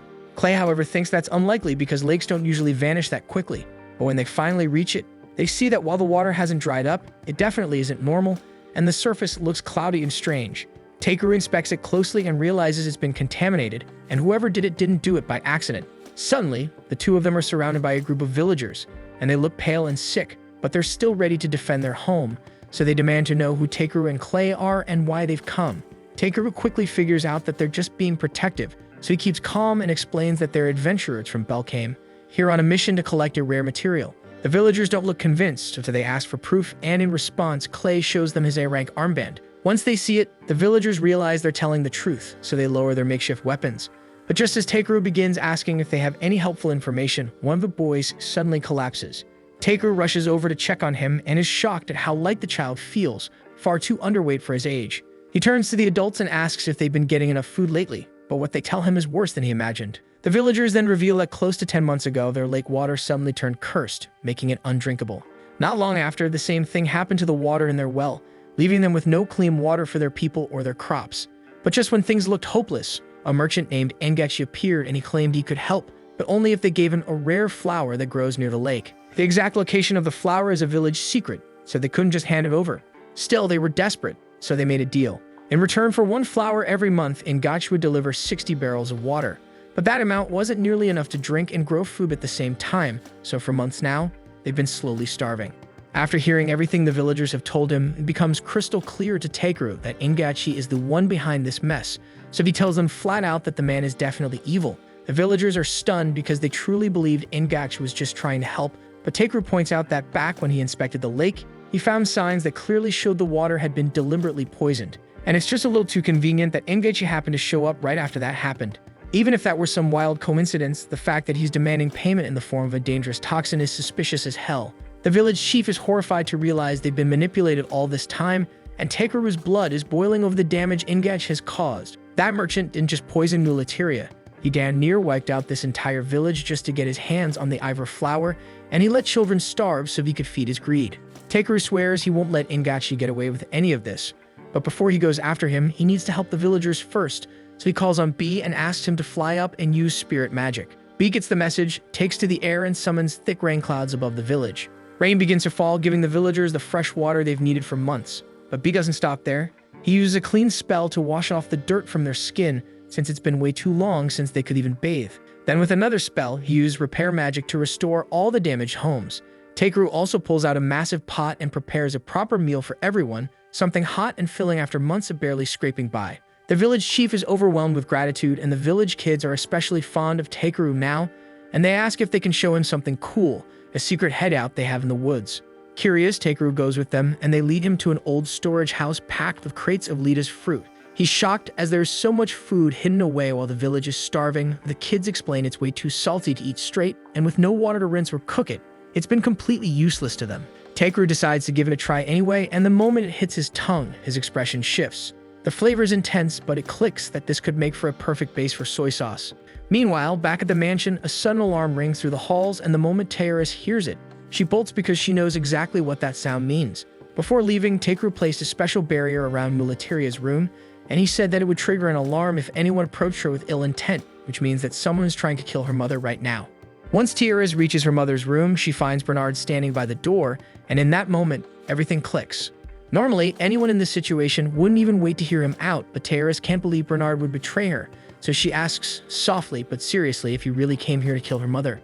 Bernard flat out denies it, but Teoris reminds him that Takeru's barrier only goes off if it detects malicious intent, which means he had to be planning something dangerous. Bernard tries to gaslight her, claiming she shouldn't believe a word that ignorant adventurer says, accusing Takeru of being nothing more than a greedy con artist, but Teoris isn't buying it. Her father shows up moments later, and the second he takes in the scene, he knows exactly what's happening. But since Bernard keeps insisting he's innocent, Belmonte decides to give him a fair shot, and he'll put him on trial right here and now. Bernard argues that Takeru must have lied about the barrier's ability to sense hostility, but Belmonte finds that hard to accept, considering how fast Takeru improved Mulateria's condition. So if Bernard really did mean any harm, then he should be able to prove it by drinking the same water he meant to give Mulateria. That's when Bernard panics because he knows that water is laced with Ivor poison, so the fear written all over his face confirms Belmonte's suspicion. Without hesitation, Belmonte splashes the water in Bernard's face, and Bernard starts screaming, thinking it'll kill him. But Belmonte calmly tells him to stop being dramatic because the water had already been swapped out with clean water. So he's not going to die from poison, but he's going to spend a long time behind bars for what he's done. After Bernard is dragged off, the castle staff search his room and discover a letter. Raymond brings it to Belmonte, and whatever it says leaves him visibly shaken. That same night, Engaksha shows up at the village expecting to collect another Ivor flower, but the chief is nowhere to be found. He asks one of the locals, and the man tells him that the chief went out with some adventurers. They also learned the truth that the Ivor flowers were being used to manufacture poison, and they've decided they won't be dealing with him anymore. Realizing the villagers are no longer fooled, Engaksha abandons the act. If he can't trick them, he'll just burn the whole place down and take what he wants by force. And back at the castle, as Bernard is escorted away to prison, he starts to grin because he knows this is far from over. At the same time, the village chief guides Takeru and Clay through a hidden tunnel, and they eventually arrive at a secluded area where golden Ivor flowers bloom beside a majestic statue of a Pegasus. Shiru stands frozen for a moment, stunned by the breathtaking view, and after taking in the sight of the statue, he turns his focus to the flowers. His analysis reveals that the Ivor only bloom along the shores of this exact lake, born from the sacred tears of a divine beast known as Helfalpnir. Curious, Tekeru asks the chief about the creature, and the old man explains that Helfalpnir is the legendary winged horse who once defended the village from the horrors of the lake demons.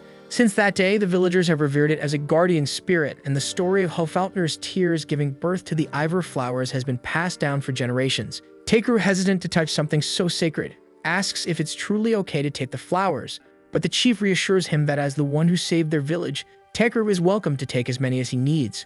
Relieved, Tekeru plucks a single Ivor flower, thinking one should be enough to craft the antidote. Then his thoughts drift toward experimenting with the soy sauce fruit, but a sudden scream tears through the peaceful moment. Seconds later, a villager stumbles onto the scene, breathless and panicked, screaming that the village is under attack and already in flames, set ablaze by none other than the merchant Ingach. Without wasting a second, Tekeru and Clay lift the chief and the terrified villager onto their backs and bolt toward the village. What they find is pure devastation, flames raging through every home, smoke choking the skies. Tekeru jumps into action, using B's powers to extinguish the fire while Clay focuses on getting people to safety. They manage to calm the chaos, but by the time the blaze is gone, the village lies in ashes. A member of the village guard informs Tekeru that no lives were lost, which in a moment like this is a miracle. Tekeru then asks how it all began, and the guard tells him Ingach showed up demanding the Ivor flowers. And knowing they were poisonous, the villagers refused. So Ingach got enraged and ordered his men to burn the village down.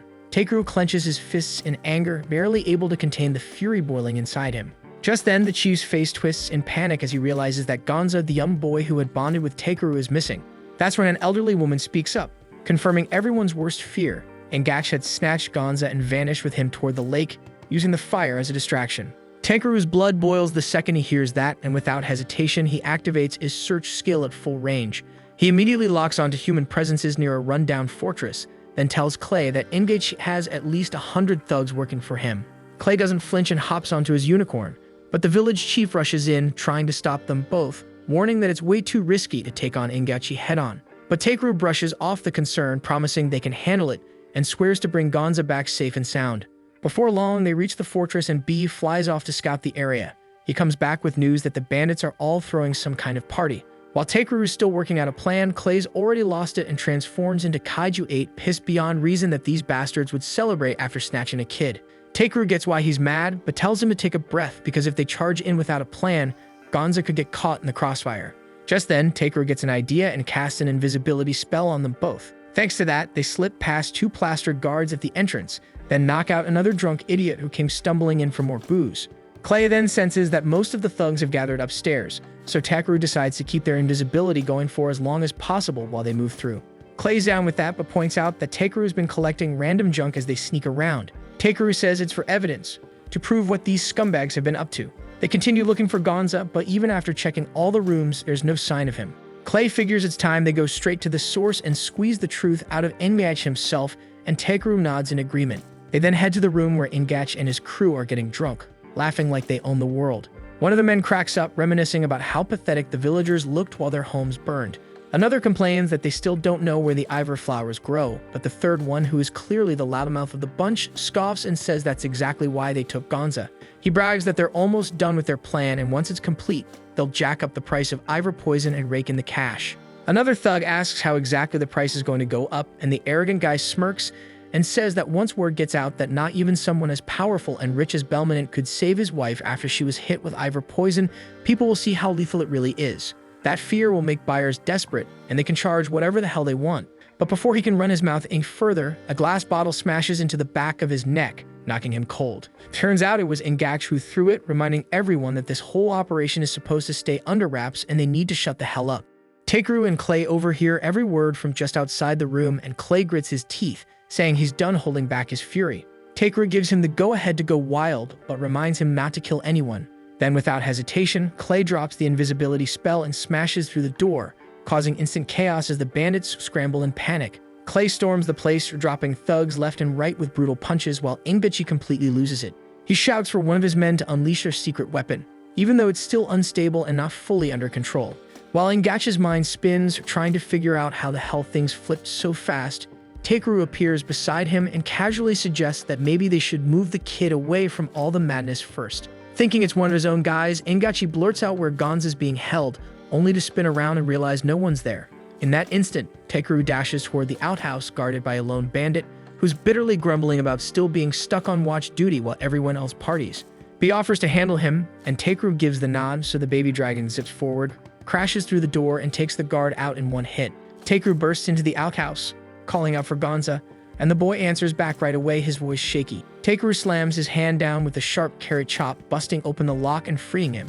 Gonza rushes into his arms, terrified and crying, so Takeru holds him close and tells him they're heading back to the village right away. But the moment he steps outside, he sees bandits screaming and running for their lives. That's when he spots a freaking tentacles rising up past the fortress walls and immediately knows that it isn't Clay, so he grabs a fleeing bandit and demands to know what's happening. The guy stammers that the lake demon has come back to life and is tearing the place apart. Takeru doesn't fully buy it, but he's not about to take any chances. He tells Gonza to head back on his own, but the kid clings to him, shaking like a leaf. Takeru gets it and tells him to hang on tight, then charges toward the fight with a protective barrier swirling around them both. When he gets there, he sees it clearly. Clay is battling a massive creature that looks like a grotesque sea anemone. Takeru scans it and confirms it's a B-rank monster called the Dark Anemone, summoned directly by Ingach. His eyes shift to Ingach, now curled up on the ground, begging anyone to save him. Takeru stares at him, part of him thinking the bastard deserves to be eaten alive. But just as the monster lunges for him, Takeru steps in and throws up a barrier to soften the blow, shielding him from getting ripped apart. Takeru then decides to take Ingach into custody and deal with the interrogation later, and tells Clay it's time to leave. Clay is still struggling with the monster thanks to the swarm of wild tentacles constantly flying at him, so Takeru steps in to turn the tide. He unleashes a powerful ice spell, freezing the Dark Anemone solid where it stands. Clay is impressed, but Takeru reminds him that the job isn't over yet because they have to crush the monster's brain to kill it for real. And without hesitation, Clay winds up a massive punch and slams it into the monster's face. But instead of finishing it off, the strike triggers its emergency defense system.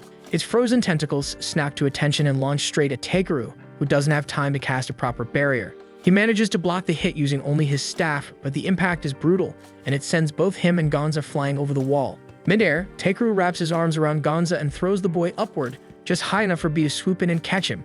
Takeru, on the other hand, plummets straight into the poisoned lake, and as he sinks deeper into the water, he realizes this might really be the end for him. He doesn't regret saving Gonza, and he'd do it again in a heartbeat. But there's a quiet sadness in knowing he'll never get to do all the things he wanted to. Just when it seems like it's over, a deity watching from afar decides to intervene, because someone like Takeru, someone making such a positive mark on the world, doesn't deserve to die here. As his mind drifts, Takeru starts randomly thinking about all the food he wanted to make with soy sauce. A voice tries calling out to him, but he doesn't respond because he's too caught up thinking about his friends and those custom scissors he still hasn't gotten. The voice gets more and more annoyed, and when Takeru continues ignoring it, someone finally grabs him and pulls him out of the water. Takeru is stunned to find himself face to face with a white Pegasus who scolds him gently, telling him not to die on her. Confused but grateful, Takeru introduces himself, and the Pegasus tells him her name is Hoffaulkner. The name rings a bell, but Takeru can't place where he heard it before. He casually asks if this is her home and even apologizes for crashing into it. Hoffaulkner tells him it's actually a good thing he fell in, because ever since he hit the water, the lake's poison has started purifying. The nearby plants come back to life, and Takeru can hardly believe what he's seeing, but Hoffaulkner tells him it's all thanks to him. She explains that a long time ago, the lake's magical energy became stagnant, which weakened her severely. And with her final ounce of strength, she created the Ivor flowers to cleanse the lake, and doing so turned her body to a statue. The Ivor flowers then continued to purify the lake long after Hoffaulkner turned to stone, but it all changed when Ingach deliberately poisoned the waters.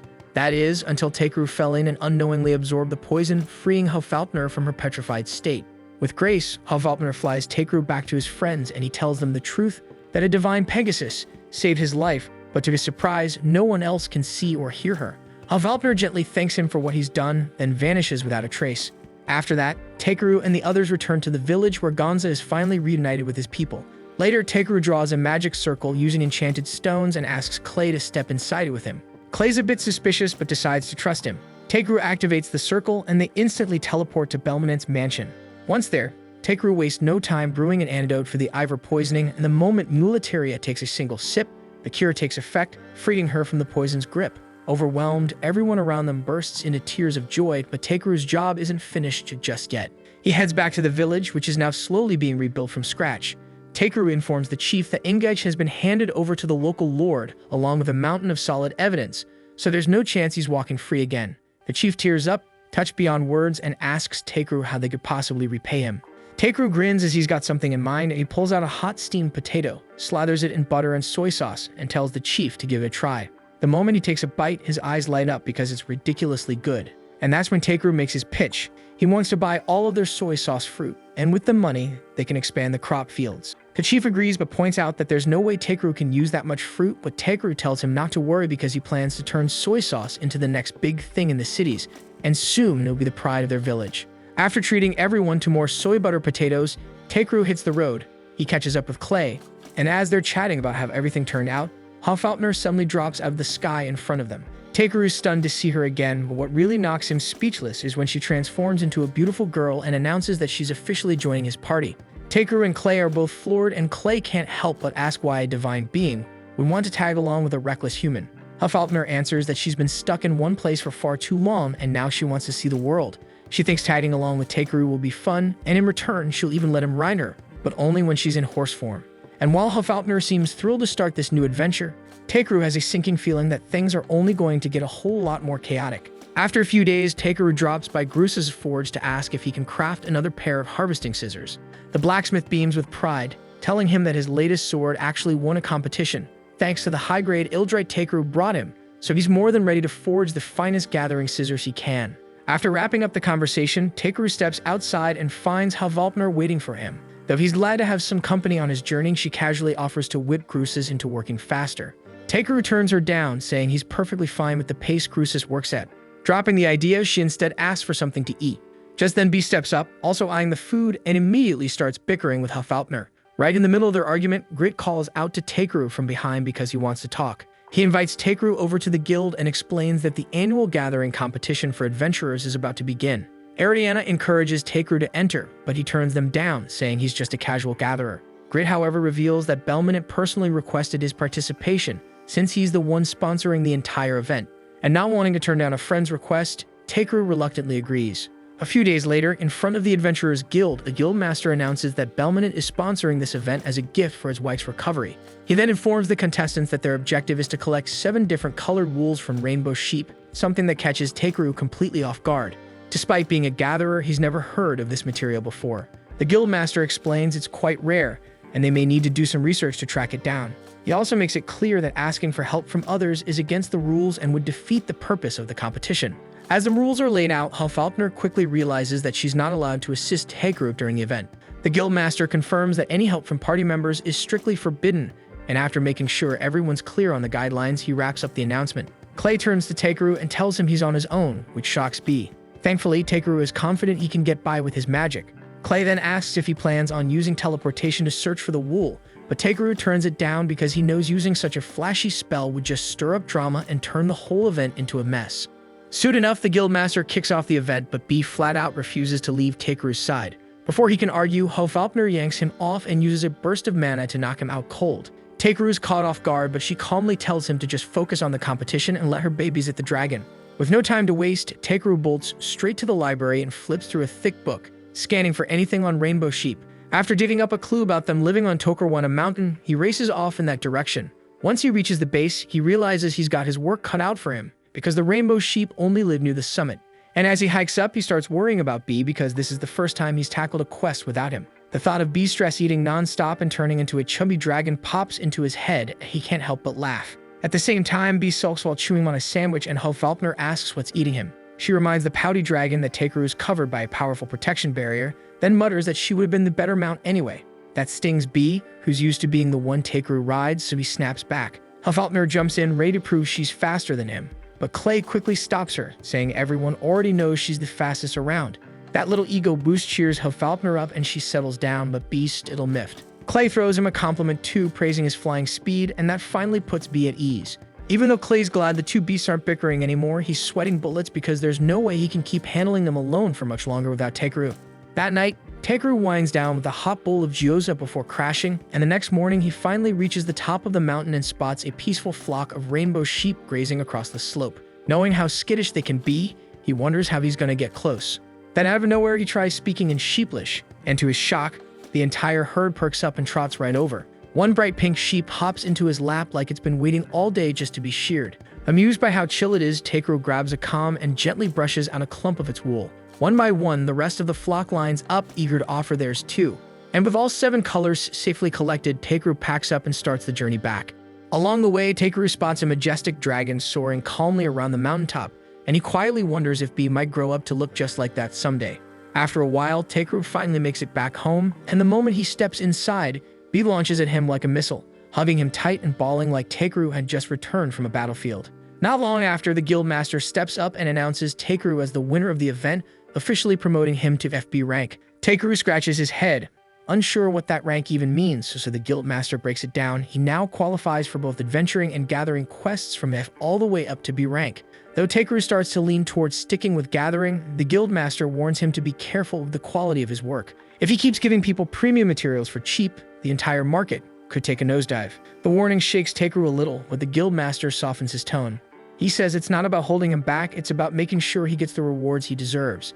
Everyone at the guild is rooting for him, and they don't want to see him get ripped off just because he's too generous for his own good. Hearing that, Takeru starts wondering if maybe it's time to shoulder more responsibility and help the guild out where he can. Watching him hesitate, Clay tells him to stop overthinking and just accept the rank already, and Hofalpner agrees, saying he's more than earned this. With both of them backing him up, Takeru finally takes the FB rank ring. As he slips it on, the guildmaster smiles and says he's counting on Takeru to be one of the guild's pillars going forward. Suddenly, Ariana bursts into the room, reporting that Forest Worm has shown up near the main road. Now officially an adventurer, Takeru heads out with Clay to deal with it. Once they reach the scene, they wait for the monster to appear. And not long after, the worm rears its massive body out of the ground, towering, armored, and freakishly huge. As they brace for a fight, a voice calls out from atop the beast, and it's someone familiar. It's Brolight riding the giant worm like it's her personal ride. She happily greets Takeru and Clay, while Bee runs up to her in excitement. After giving Bee a cheerful hello, she hops off the worm to approach Takeru. But before she gets too close, he instantly blasts her with a clean spell to wipe off whatever stench she brought along. Confused, he asks why she's rolling in with such a massive worm, and she casually explains that she brought it all the way from her homeland as a gift for him to ride. Seeing how filthy the massive worm is, Takeru casts a cleaning spell on it, but the second the grime vanishes, the beast freaks out and burrows straight back underground. Takeru sighs and tells Brolight that a monster that size probably isn't the best choice for a mount. She tilts her head and wonders if she should just get him a horse instead, but Hofalpner steps in and says there's no need because he already has her. So Takeru decides to take Brolight back to the city to talk things through properly. Once they're back in town, Takeru treats her to a huge meal and fills her in on everything that's happened since he and Clay officially teamed up. As the night goes on, he explains what went down in the village, how he met Hofalpner, and the whole story behind their journey. Hearing it all, Brolight suddenly asks if she can join his party.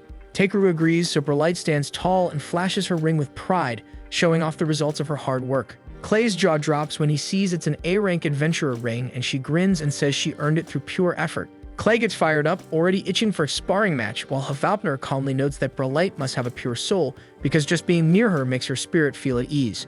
When Hofalpner suddenly calls her by her secret identity, Brolight quickly shushes her, and Hofalpner promises to keep it quiet. Then Takeru asks why she came looking for him in the first place, so Brolight reveals that her sister, Ludicara, has run away from their homeland. She explains that Ludicara was their village's priestess, and because of her sacred role, tradition demanded she marry an elf to give the village strong children. But Ludicara didn't want to tie herself to some random smelly guy, so she ran off. She did say, however, that she'd accept the marriage if someone gave her a beautiful white horse as a gift, but sadly, by the time Brolight finally found one, Ludicara had already disappeared and never came back. The story makes Takeru a bit uncomfortable, but Brolight says with full confidence that he's the perfect person to track her down. She believes his magic makes it a simple task, but Takeru reminds her that if she brings Ludicara back, she'll just end up being forced into a marriage she doesn't want. Brolight assures him that's not her goal at all. She just wants to understand why her sister vanished without a word. Hearing how genuine she sounds, Takeru agrees to help. Then he turns to Clay and Hofalpner, asking if they're in. Without even blinking, both of them nod and say yes. Not long after, Brolight begins leading the group toward the elf village, and along the way, Takeru asks for some kind of directions, but she simply tells him they'll know they're close once they find a forest with the right conditions. Takeru finds it hard to believe she can just use any forest as a way home, but Brolight explains that with elven magic, she can manipulate space and create a gateway to her homeland through certain points in the world. And Takeru thinks it sounds oddly similar to his own teleportation spell. That's when Hofalpner offers to get them there in record time, so she shifts into her horse form, and the moment she does, Brolight is instantly smitten. They all hop on and enjoy a smooth ride straight into the heart of the forest. Once they arrive, Brolight casts a summon spell, creating a swirling portal that takes the shape of a small vortex. She tells everyone to place their hands on it and close their eyes, then steps through it herself without hesitation. After she disappears, Clay and B calmly approach the portal and step through, but Takeru freezes up, suddenly hesitant. As he stands there, Hofalpner turns to him and says softly that he should keep a close eye on Brawlite because despite her cheerful attitude, she's hiding some deep wounds of her own. With that, Hofalpner touches the portal and vanishes, leaving Takeru standing alone. After a moment, he finally musters the nerve to press his hand against the vortex, and it pulls him through a spatial tunnel that drops him into a breathtakingly vast elven land. Takeru takes a second to admire the stunning scenery, but his peaceful moment is cut short when the others immediately yell at him for being so late. He looks at them, confused because they all look like they've already been through a rough time. But before he can ask, a volley of arrows comes flying straight at them. Takeru raises a shield spell just in time to deflect the shots, and Brawlite quickly tells him not to retaliate because those arrows came from her own people. Moments later, a group of angry elven villagers marches toward them, clearly upset to see Brawlite back in their territory. In a shadowy cavern deep underground, a small band of elven scouts stumble upon an ancient stone monument. One of them reads aloud a cryptic prophecy etched into the surface, warning that when the elves' noble bloodline fades, a foreigner will appear and bring new strength to their dying lands. Meanwhile, Brawlite is trying to reason with the elf leader, urging him to let Takeru's team assist in the search for her missing sister. But instead of listening, the leader snaps back, reminding her of their sacred traditions and accusing her of dragging filthy outsiders into their pure homeland. The insult sends Hofalpner into a rage, so she storms forward, revealing her true identity as a divine beast, and unleashes her fury for the insult to her pride. As storm clouds gather above, she shifts into her celestial horse form and unleashes a surge of lightning on the elves. The blast does nothing but fry their hair into wild new styles, but the message lands and the elves get horrified and immediately apologize for offending a deity. But despite her anger, Hofalpner's divine power is so overwhelming in this form that the elves can't even hear her voice. The elves, still trembling, ask why such a being would come to their forest. But before Hofalpner can try again, Takeru steps forward to speak on her behalf. But the elves remain wary, clearly still suspicious of humans. To ease the tension, Takeru flashes his adventurer's ring and vouches for Brawlite as one of his trusted party members, and the gesture works. After a tense pause, the elves nod and finally agree to escort them to their hidden village. As the group follows the elves through the thick woods, Hofalpner suddenly picks up a strange foul presence nearby. Not long after, they arrive at a vast lake with an enormous tree rising up from its center. The sight leaves everyone speechless. Before they can go any further, Ludicura instructs them to purify themselves before stepping into the sacred tree. But Takeru and Clay quickly realize something's wrong. The air is thick with toxic mana. Everyone starts to feel sick, so Takeru steps up and casts a full-powered clean spell. The entire area clears out instantly, purging the corrupted mana in a flash. Even Takeru looks stunned by how well it worked, and the elves are left baffled. With the air purified, Brawlite begins leading the group up into the great tree. She explains that it's known as Gowan, the heart of their homeland. Only high elves are permitted to guide others up its sacred path, which leaves the group confused until Brawlite quietly admits she's a high elf herself. The reveal catches Takeru off guard, so she confesses she kept it hidden because high elves are forbidden from leaving their land, and stepping outside was a betrayal of everything she was born into. Clay points out that high elves are expected to uphold the purity of their ancient bloodline. That makes Takeru wonder if Brawlite's decision to leave ever led to any of her relatives getting hurt, but she quickly denies it. Since no one was harmed, he figures it's not that big of a deal. He reminds her that she left for someone she cares about and tells her it's okay if she broke a few rules along the way. Hearing that, Brawlite thinks back to her family and starts to believe he might be right. Takeru adds that maybe the rules of the past aren't meant to shape the future, and Clay quietly agrees with him. Right then, Hofalpner bluntly says that high elves are just a bunch of self-absorbed snobs who shut themselves off from the rest of the world. That's when Beast suddenly hurries over to Brawlite and wraps her in a hug, and the moment hits her, she breaks down and starts crying from all the support around her. Watching her cry, Takeru realizes how heavy it must have been, carrying the shame of breaking her people's laws all this time. Brawlite then leads the group deeper inside the massive tree until they reach a door that opens into the palace of the High Elves. As they step inside, a woman named Amber walks out to welcome them. Brawlite asks her for a meeting with her brother, and Amber leads them into a quiet chamber. While waiting, the group is served some fresh elven tea, and they relax for a bit until her brother finally shows up. The moment he enters, Brawlite dashes to hug him, but he slips to the side to dodge it, clearly trying not to get crushed.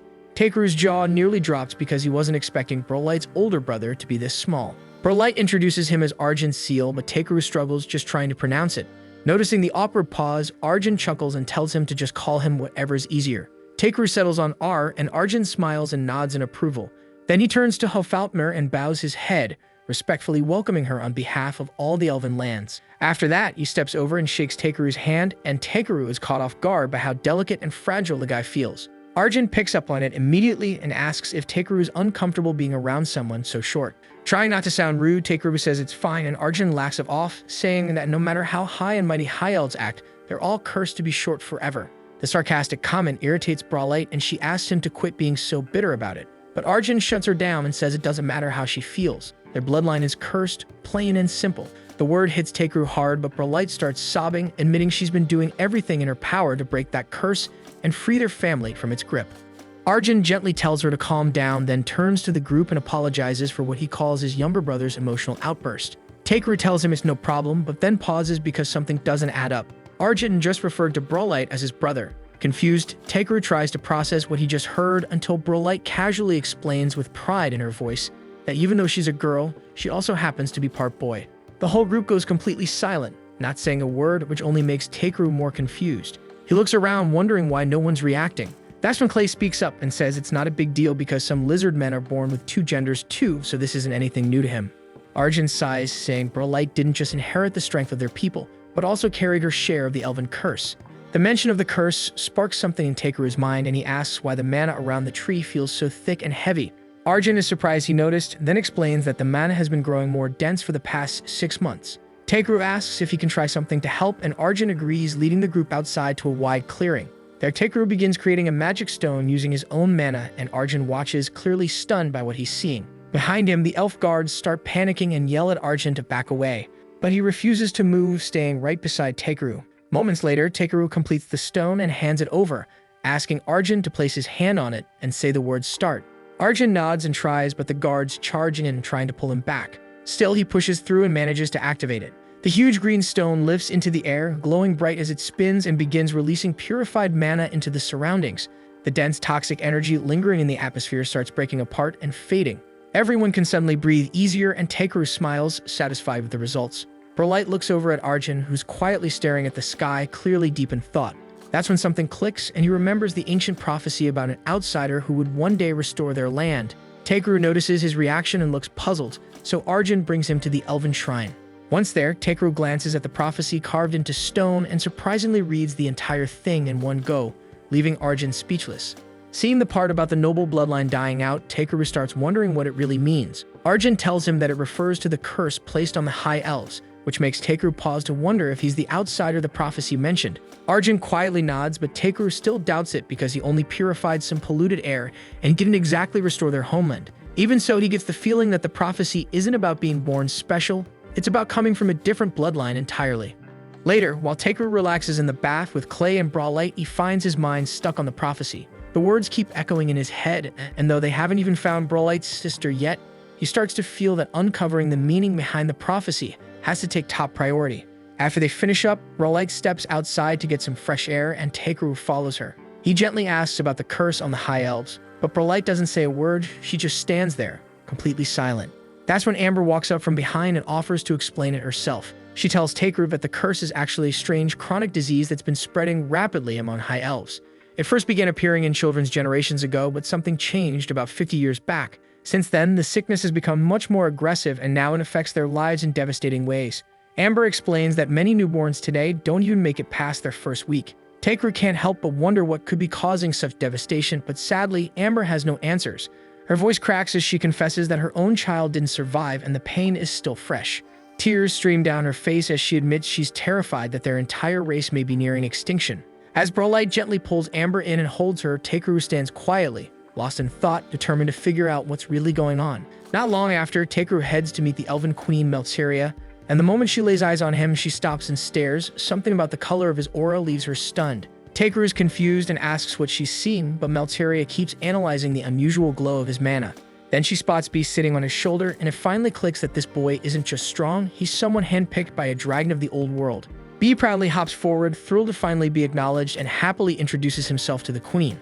Melteria smiles and thanks Takeru for cleansing the poisoned mana that's been suffocating their homeland. Takeru nods and asks if an earthquake might have struck the region a few months ago, one strong enough to shift the mana. The queen nods, clearly surprised he managed to figure it out. She confirms that an earthquake did occur, and as she speaks, Takeru begins to piece things together, suspecting that this mana surge might have been triggered by the rise of some powerful creature. That's when Arjun steps in and asks what their next move should be. The queen responds by requesting Takeru's help with an important matter, and he agrees without hesitation but tells her he has one more favor to ask first. The following morning, Takeru gathers the whole group for a private meeting. He then pulls out a magical device that activates a soundproof barrier, making sure that whatever they say stays locked inside. Once the barrier is up, Takeru announces that he's finally uncovered the source behind this so-called elven curse. He reveals that Amber, Melceria, and Arjun are all suffering from inherited genetic conditions. The news stuns everyone, and Takeru turns to Brolite, asking who Amber's husband is. When Brolite reveals that Amber is married to her own twin brother, Takeru immediately puts the pieces together. He explains that the elves aren't actually cursed, and it's inbreeding that's causing these genetic disorders. Because the High Elves have always obsessed over preserving the purity of their bloodline, they ended up marrying close relatives, leading to this mess. As the realization sinks in, Takeru starts rethinking the prophecy. He suspects it wasn't actually about him being the chosen outsider to revive the elves. Instead, he believes the real meaning is that the elves can heal their bloodline simply by marrying outside their own kind and introducing new healthy genes. When he suggests they start forming marriages with outsiders from other lands, Brolite is stunned by how simple the answer really is. Realizing her people actually have a future now, she breaks down, overwhelmed with relief and joy. But Clay raises a good point, convincing the elven people to abandon their age-old traditions won't be that easy. Even if the truth is clear, it's not guaranteed they'll accept it. Brolite believes her mother and Arjun will listen without hesitation, but Takeru isn't sure the rest of the elves will be as willing to change. So in the end, he turns to Hafalpner, asking her to be the one to deliver his message along with a warning, since the elves clearly hold her in high regard. Hafalpner raises an eyebrow, wondering why Takeru is so eager to help strangers, as if he's trying to save the entire world for no real reason. But he just shrugs and says he's no saint. He's only doing this because Brolite is his friend, and that's enough. Finally, Hafalpner agrees to help and tells Brolite she'll do whatever it takes to protect her people. Then she looks at Takeru with a smirk and says he owes her a huge reward. He eyes her suspiciously, curious what she's about to ask for. After a pause, Hafalpner grins and says all she wants is 10 buttered potatoes, prompting everyone to burst out laughing at her dramatic demand. Hafalpner suggests reaching out to River Arena, the elven guardian, hoping she might aid their people. Without wasting time, she shifts into her horse form and takes off with Bia Finder. While the two creatures soar across elven territory trying to make contact, Takeru and the others remain grounded, waiting patiently. After some time, Hafalpner returns with Bee, prompting Takeru to ask if they found anything. She shakes her head, saying she couldn't pick up even a trace of Arena's presence, which makes Brolite question whether the Guardian is deliberately avoiding the elves. Clay figures she might be lying low because of the heavy mana filling the air, and Takeru decides it's time to dig up some leads. He asks Brolite if there's an adventurer guild nearby, and she mentions that the elves run one called the Deimos Guild. The name catches Clay off guard, which makes Takeru curious if they're well known. Clay confirms it, explaining that Deimos isn't just respected, it's the top guild across the entire continent. That convinces Takeru to check it out in hopes of gathering intel. Soon enough, the group arrives at the Deimos Guild's headquarters. There, Clay shares that they hold the world's highest average adventurer rank. However, the guild stays isolated from the outside world, earning them the nickname Phantom. That bit catches Takeru's attention, making him wonder if they're hoarding info about newly discovered rare materials, things only someone like him could track down. They step inside together, where they're greeted by the guild's stunning master, Sara. As she strolls over, Sara throws compliments at both Takeru and Clay, clearly impressed by their reputation. Then she turns to Brolite and starts shamelessly flirting with her, catching the elf completely off guard and sending her into an embarrassed panic. While Sara racks up what could definitely count as a few harassment complaints, Takeru quietly sneaks away to chat with Clay.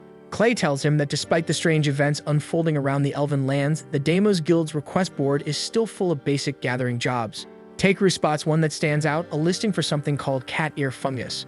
Sara explains that it's a rare delicacy that tastes amazing when eaten raw and usually grows in a spot known as Kyoto Hollow. But recently, the hollow's been affected by a surge of dense mana, and the guilds had trouble collecting more. Clay questions if it's worth checking out, and Brolite offers to guide them there since she knows the area well. Takeru agrees, setting their departure for the following morning. Later that night, before they head out, Takeru quietly packs up a set of odd potions into a glass vial. He explains that since the situation inside the hollow could turn unpredictable, the potions will act as an extra layer of protection just in case. The following morning, Sara asks Takeru to bring back as much of the cat ear fungus as he can since their guild is buried in requests, and Takeru calmly promises he'll handle it. Still, Sara seems uneasy about sending them out without a fast way to travel, especially with Kyoto Hollow being days away. But Takeru reassures her that they'll manage just fine, and that unexpected confidence catches her off guard. Afterward, the crew sets off riding on Hufalpner's back, and as they soar high across the sky, Brolight mentions that Kyoto Hollow is located close to a large lake, so Hufalpner stays alert, scanning the landscape. After a while, they finally spot the lake, and Hufalpner warns them that the mana in the air is starting to thicken. Teikru raises a brow, surprised the atmosphere is already this heavy and they haven't even stepped inside the hollow yet. Wanting to stay ahead of it, he pulls out his potions and hands them to Clay and Brolight, just about to explain when Hufalpner suddenly points to a distant spot and asks if that's the entrance.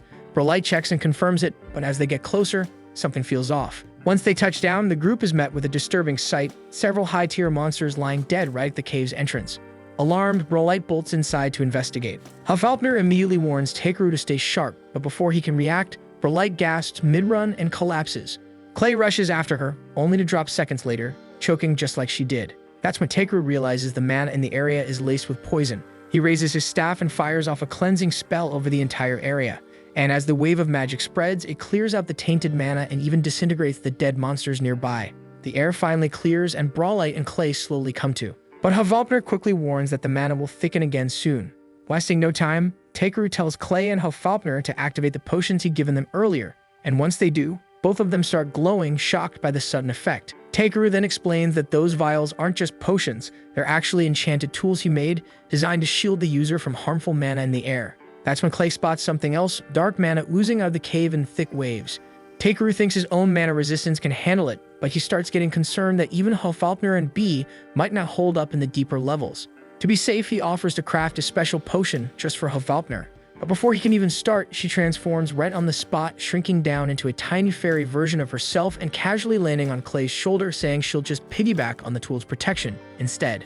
After that, the group steps into the cave, and Brolight quickly warns everyone to stay close if they don't want to get separated. As they move deeper inside, she starts to notice something's off. The layout doesn't feel like how she remembered it. A little further in, they come across a bizarre-looking creature that seems completely unfazed by the poisonous atmosphere.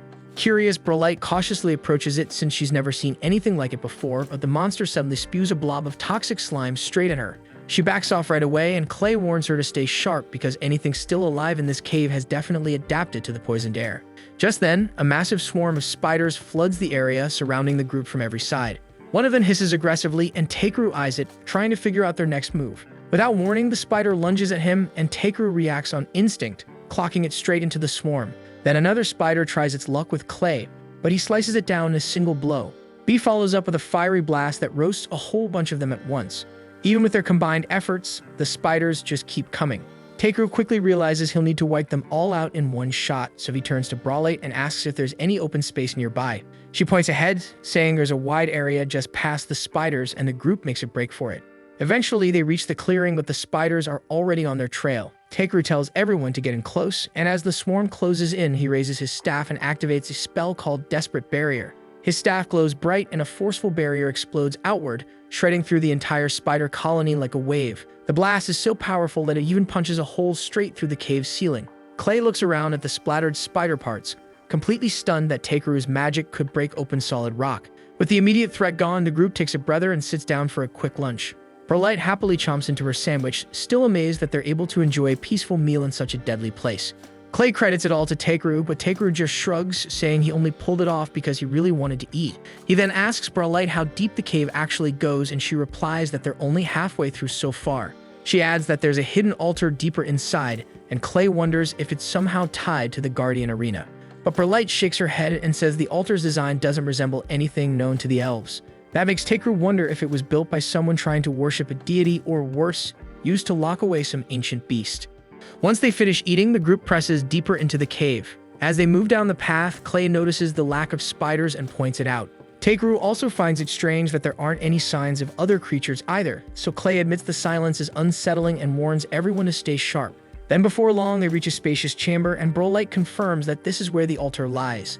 Inside the room, they're all surprised to spot massive cat ear fungus sprouting up across the space. Teikru lights up, already thinking about how good those mushrooms would taste in a meal. But as he scans the area, his eyes land on a cracked section of wall. He immediately recalls the tremors from when he awakened that ancient dragon and starts to wonder if the shockwaves from that earthquake have stretched all the way here and damaged the cave system beneath the elven lands. Suddenly, an intense pressure fills the room. Hufalpner tenses and warns them that a dense cluster of magic is heading toward them fast. Teikru feels the surge in mana, but nothing visible has appeared yet, which makes him uneasy. Clay reminds everyone to stay alert, and Hofalpner announces that the creature is almost on top of them. Right then, a droplet of slime hits Brawlight's shoulder. Everyone looks up, and sure enough, a hulking slug is lashed onto the ceiling, watching them. Now that it's been spotted, the creature drops down, ready to fight. Brawlight quickly asks Takeru if he can identify it. So Takeru uses his appraisal skill, scanning the beast. The results come in, and this is a Kyoto Dark Slug, an S-rank monster native to the hollow, shaped and strengthened by the cave's toxic surroundings. The info stuns him, and Clay's eyes go wide. He says those things are legendary for leveling entire kingdoms. Brawlight immediately suggests they retreat, but Takeru refuses. She warns him again that this monster can melt whole nations into sludge, but Takeru says they're not powerless. He explains that the slug's natural weakness is fire, which just so happens to be B's specialty. Takeru looks to Clay, who nods and begins shifting into his dragon form. As the transformation completes, he apologizes to Brawlight for keeping it a secret. Now standing beside a massive black dragon, a smaller purple one, and the tiny Hofalpner fluttering excitedly around them, Takeru feels fully fired up, thinking there's no way they're losing to some oversized, stinky slug. With their spirits lifted, Brawlight finally agrees to fight by their side. As the giant slug slithers closer, Takeru casts a 3-layer defensive shield across the group. He boosts Brawlight with a durability buff and gives B a speed enhancement. And with everything in place, Takeru raises his staff and yells for everyone to go wild. B dives in first, launching a blazing fireball that singes the slug right away. The creature lets out a furious screech and whips its slimy tentacles toward him, trying to snatch him out of the air. While B dodges and keeps it busy, Clay sees a shot and charges forward, thinking it's wide open. But just as he moves in, more tentacles lash out to grab him. Clay glares at the slimy limbs and powers through them, tearing free with raw force alone. He glares at the monster and snarls that it won't be the one to end his life. Drawing his spear, Clay barrels straight into battle. The slug throws more appendages in his path, but Clay slices right through them with ease. For a moment, it looks like he's breaking through until the creature's severed limbs begin growing back, and Clay's eyes widen in shock. Just then, the slug shoots down B with a precise strike, knocking him out of the sky.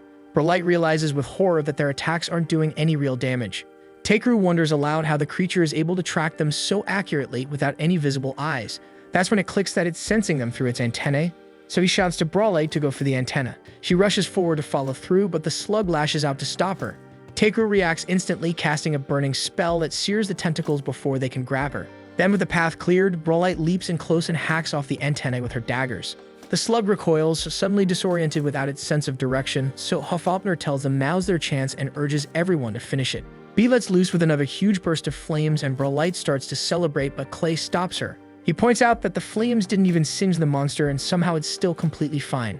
Then the slug explodes with rage, launching even more tentacles at them. Takeru, watching the flames fizzle out, realizes the creature's slimy skin is protecting it. And to break through, he decides to strip away its moisture, so he grabs a special container filled with premium-grade salt and shapes the grains into small salt spheres. He fires the projectiles at the slug, and right away they start eating through its skin, melting pieces off with every hit. Sensing danger for the first time, the slug panics and tries to slither away, but Clay takes that moment to charge in and drives his spear straight through the exposed wound. This time, the hit lands deep, and the beast finally falls. With the battle over, the group begins their exit, and as they walk and notice hundreds of slug eggs stuck along the cave's walls. Knowing how deadly the dark slugs are, Takeru tells everyone to wipe them out. Clay hesitates, asking if they even have enough time before they hatch. Takeru inspects them and finds a weakness. The embryos can't survive direct sunlight, so he wonders if ultraviolet rays would do the trick. He then warns the group to shut their eyes and creates a giant sphere of artificial UV light. As it glows over the walls, the eggs instantly shrivel and die, eliminating the threat. Just then, a strange breeze flows out from the depths of the cave. Hofalpner alerts them that the toxic mana has vanished and something else is calling to them now, and says it's the Spirit King. Feeling a shift in the air, Takeru quietly wonders if River Arena has finally awakened. After that, Hofalpner leads the whole crew out of the cave and soars toward a far-off cliff. She spots something below and swoops down, landing in the heart of Nebra Valley. The scenery is so breathtaking that everyone pauses for a second just to take it in. Hofalpner casually points out that River Arena isn't too far from here, but before they can move, the group notices several elves crouching behind a stone wall. One of them tries to hold back a woman, but she pushes past him and starts walking toward Takeru's team. As she comes into view, Brawlight's eyes widen as she instantly realizes the woman is her older sister, Ludicara. Clay is completely stunned that they were just trying to locate Arena, and now they've stumbled across Brawlight's long-lost sister. Hofalpner quickly pieces it together too that the elves hiding here must be fugitives, laying low away from the reach of the Empire. As the sisters lock eyes, what looks like an emotional reunion turns chaotic real fast as both of them end up landing freaking punches right in each other's faces instead of kisses. Ludicara starts yelling, accusing Brolight of even thinking about crawling back to that backwards village. Brolight snaps right back, shouting at her for vanishing without even having a single damn conversation first. Ludicara throws her off and screams that she was just too overwhelmed to handle everything the right way. That hits Brolight hard, and all her rage fizzles out, replaced by concern. But Ludicara flares up even more, annoyed that her sister is showing her sympathy. Brolight fires back that it's only natural to worry about her own flesh and blood. Ludicara's heart softens at the words, but she masks it by calling Brolight a dumbass.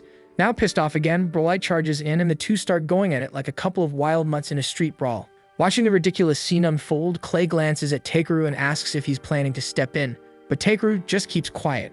Hafalbner then casually reminds him it's already midday. That's when he finally speaks up and tells Brolight to knock it off, and she perks up at the mention of food but keeps fighting anyway. Then he mentions he's making deep-fried chicken, just for her. That gets her attention, so she instantly bails on the brawl and runs off to clean up. Ludicara, now breathing easier after the scrap, also starts to relax. Takeru approaches her and she gets up, looking surprisingly refreshed after the full-on throwdown. She glances at the team and admits she didn't expect her loudmouth sister to actually make friends with a bunch of humans. While she's talking, Takeru notices her clothes are ripped from the fight, so he quietly uses a bit of magic to mend them. Ludicara pauses, surprised by the sudden change, and asks what he just did. Takeru casually says it was just a bit of magic, but she squints at him suspiciously, because there's something strange about his aura, as it doesn't feel like a regular human's. Hafalbner agrees, pointing out that the divine blessings Takeru received have reshaped his body far beyond normal human limits. Clay nods along too, which makes Takeru feel awkward about being called out like that. Ludicara then turns to Brolight, joking that traveling with her must have been a nightmare. But even with her impulsive attitude, Takeru believes Brolight's been a huge help to the team. Ludicara doesn't seem fully convinced, still worried that Brolight's high elf status and her cursed bloodline might cause them problems. Takeru tells her he doesn't give a damn about titles or blood, and he just sees Brolight as a friend. Surprised, Ludicara smiles at his straightforward answer. Not far away, Brolight's already getting ready for dinner, so the rest of the group joins in to help prepare the meal. At night, everyone's gathered with the elves, sharing food under the stars. Ludicara and Brolight sit side by side, eating in silence while throwing occasional side eyes at each other. Their expressions are still sore, but Takeru finds it funny watching them act all grumpy and proud. He eventually slips away from the noisy tent to find some peace and sits quietly, watching B drift off into sleep. A few minutes later, Ludicara walks over and apologizes for the loud party. Takeru says it doesn't bother him, so she sits down beside him to chat. She thanks him for being friends with her sister, knowing full well how strange and chaotic Brolight can be. And she gently shows him her baby Tilwizin. Takeru awkwardly fumbles with the name, so Ludicara laughs and tells him to just call her Tilwy instead. She then explains she's not planning to return to her homeland, as everything she's doing now is for the sake of her child. She goes quiet for a second, then confesses that years ago she used to have a crush on Brolight. Back when she was locked away in the priestess quarters, Brolight would visit and talk with her every single day. Her stories about the outside world were the only thing Ludicara looked forward to. Over time, she completely fell for her and even dreamed about marrying her one day. But then reality hit hard and she found out Brolight was cursed with both genders, making her wish completely impossible. Takeru doesn't say anything at first, so Ludicara gives him a puzzled look, asking why he's not saying anything. He tells her the truth that her story was just so heartbreaking. He kind of forgot how to react. Ludicara chuckles at that and thanks him for the honesty. Then after a moment of silence, Takeru sincerely praises her for pushing through everything and building the life she has now. That simple compliment brings her to tears because no one's ever actually said it to her before. Just then, Ludicara's husband calls out to her, and she excuses herself, walking over to stand by his side. Watching them from a distance, Takeru finds himself quietly impressed. After everything those two sisters have been through, it's amazing they're still able to smile like that. The following morning, Takeru's team makes their way deeper into the forest, continuing their search for River Arena. As they trek along, Clay wonders aloud if they made a mistake by leaving Brolight behind. Takeru replies that the sisters probably needed time to talk things out, and Clay nods in agreement. He says it's good news that the priestess gave birth to a healthy child, and Takeru hopes the traditional elves will be able to accept that. Out of nowhere, Hafalbner halts mid-step and tells Takeru to turn around. He does and finds himself staring at a chubby goblin who proudly introduces himself as the River Arena. Clay, unable to see the spirit's true form, stands there baffled while Takeru tries to make sense of what he's seeing. Arena then starts rumming against Takeru, whining about how the elves totally misread the prophecy he gave them. Hafalbner steps up, glaring at Arena and accusing him of running away from his responsibilities and abandoning his people. Arena fires right back, mocking her for turning herself into stone for centuries just to dodge her own duties. While they argue, Clay grows more confused by the second, still unable to perceive what everyone else is seeing. Takeru steps in, trying to de-escalate the tension, but neither of them wants to budge. Finally, he tells Arena to stop being difficult and just return home to fix the mess. After a moment of pouting, Arena agrees and they all head back to the Elven lands with Ludicara's people joining them on the way. Once they reach the Elven Palace, Ludicara proudly presents her baby to the court. Her husband stands by her side, clearly nervous, but the prince and queen are overwhelmed with joy to see a newborn from their bloodline in perfect health. Unfortunately, not everyone shares the sentiment. One of the elder elves lashes out, accusing Ludicara of corrupting their traditions and tainting the sacred lineage. Furious, Ludicara fires back, stating that she's finally given birth to a healthy child, something their pure-blooded ideology never managed to accomplish. Still, the old council keeps whining about their so-called noble ancestry. Bralight steps in to defend her sister, and Helfalpner turns to Arena, asking him to put an end to this once and for all. She then casts a spell into the center of the throne room, drawing shocked gasps from the gathered elves. Out of the swirling smoke, Arena materializes and he wastes no time tearing into the Elder Council. He scolds them for clinging to outdated ideals and completely butchering the meaning behind his original prophecy. Hearing these harsh truths from their own guardian spirit, the old elves drop to their knees in pure panic. Arena follows up by reminding the elves that while he may have once told them to honor and preserve their bloodline, he never meant for them to start inbreeding or isolating themselves from the outside world. He scolds the elders, telling them to stop obsessing over ancestry and start appreciating the healthy children they have now. As the tension finally eases and the elves settle down, Takeru signals for his group to lead the palace. Clay hopes this is the turning point for the elves to finally fix things, but Hvalpnir nudges Takeru, reminding him that he still owes her a plate of buttered potatoes. Not long after, the elves gather to start talking about how they'll reshape their old ways. Takeru decides to give them space and heads off to return home to Belkame. Clay looks stunned, wondering if Takeru really plans to leave Bralight behind. But Takeru explains that Bralight finally found her sister and even helped break the curse tied to their bloodline. With so much change happening in her homeland, she's needed here. Clay understands, but it's still hard for him to part ways with someone who's been part of their journey for so long. Takeru tells him that Bralight has earned the right to choose her people, and they all agree to prepare for departure. The following day, the elves gather outside to see them off. The royal family thanks Takeru and his group for everything. Clay, still unsure, leans over and asks if Takeru is really okay with leaving Bralight. Takeru says the choice isn't his, it's up to her. He turns to Bralight and lets her know they're heading out. Bralight quietly asks him to stay just a little longer, but Takeru gently tells her that it's better to give her space right now. Even so, the goodbye stings and Bralight tries to hold back her sadness. Clay assures her they'll never forget her, no matter how far they travel. Hvalpnir steps forward too, telling Bralight to call on her anytime she needs backup. That's when Bralight finally breaks down in tears, realizing this really is goodbye for now. Takeru reaches out, almost placing a hand on her shoulder to comfort her, but he pulls back at the last second, knowing that doing so would only make it harder to walk away. And with that, he turns and leaves with the rest of the party. A few days later, Takeru is back in Belkame and picks up the special scissors he ordered from the dwarves. Then he goes on to complete a few more collection quests from the Adventurers Guild. 1 month later, in the Elven Palace, Ludicara turns to Bralight and asks if she's truly certain about her choice. Bralight nods, saying she wants to do everything she can for the future of her people. Seeing her resolve, Ludicara can't help but feel a pang of sadness, because she knows her sister will be leaving soon. The very next day, Bralight mounts her massive pet centipede and charges off toward an unknown destination. Elsewhere near Belkame, Bee finishes off a tough opponent in battle. The monster had been incredibly strong, but despite the win, Hvalpnir remarks that Bee struggled a lot more than he should have. That comment rubs Bee the wrong way, and he pouts in frustration. Clay steps in, saying they shouldn't be so harsh on him. Takeru then shifts the mood by announcing that they're finally ready to head home since he gathered plenty of useful materials on the trip. Curious, Clay wonders what kind of quest they'll be tackling next, so Takeru replies that he's been wanting to visit the ocean.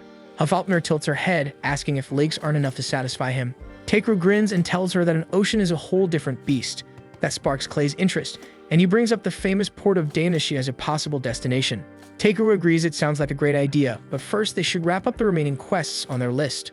Just then, Clay points behind them, so Takeru turns around and spots a massive dust cloud barreling their way. As the figure gets closer, he catches a sharp, all too familiar stench in the air, just before Bralight charges into view on her enormous centipede. Caught off guard, Takeru asks why she left the elven homeland. Bralight explains that her family encouraged her to go, knowing how much she loves to explore, so they wanted her to see the world. While Takeru takes that in somewhere far away, the space manager watches through a crystal ball. He's impressed by how much Takeru has grown and seems thrilled that his influence even managed to shift the thinking of the rigid elven society. Back on the ground, Takeru still seems a little awkward, so Hvalpnir gives him a nudge, reminding him that Bralight is officially part of their team. Clay laughs and tells her they're heading to the sea soon. That brings a big smile to Bralight's face because she's always wanted to see the ocean with her own eyes. Looking at his companions, Takeru reflects on everything they've been through so far. The wild adventures, the victories, the changes they sparked, it's all starting to feel like a life worth living. He knows there's crazier stuff ahead, but with these people by his side, he feels ready for anything. With a grin, Takeru declares that they're off to the ocean and everyone eagerly agrees. But before they go, he shoots Perlite a playful glare and tells her to get that stinky centipede out of sight. She laughs and nods, and just like that, they head off toward their next big adventure yet. This was the final episode. Subscribe for more anime recaps.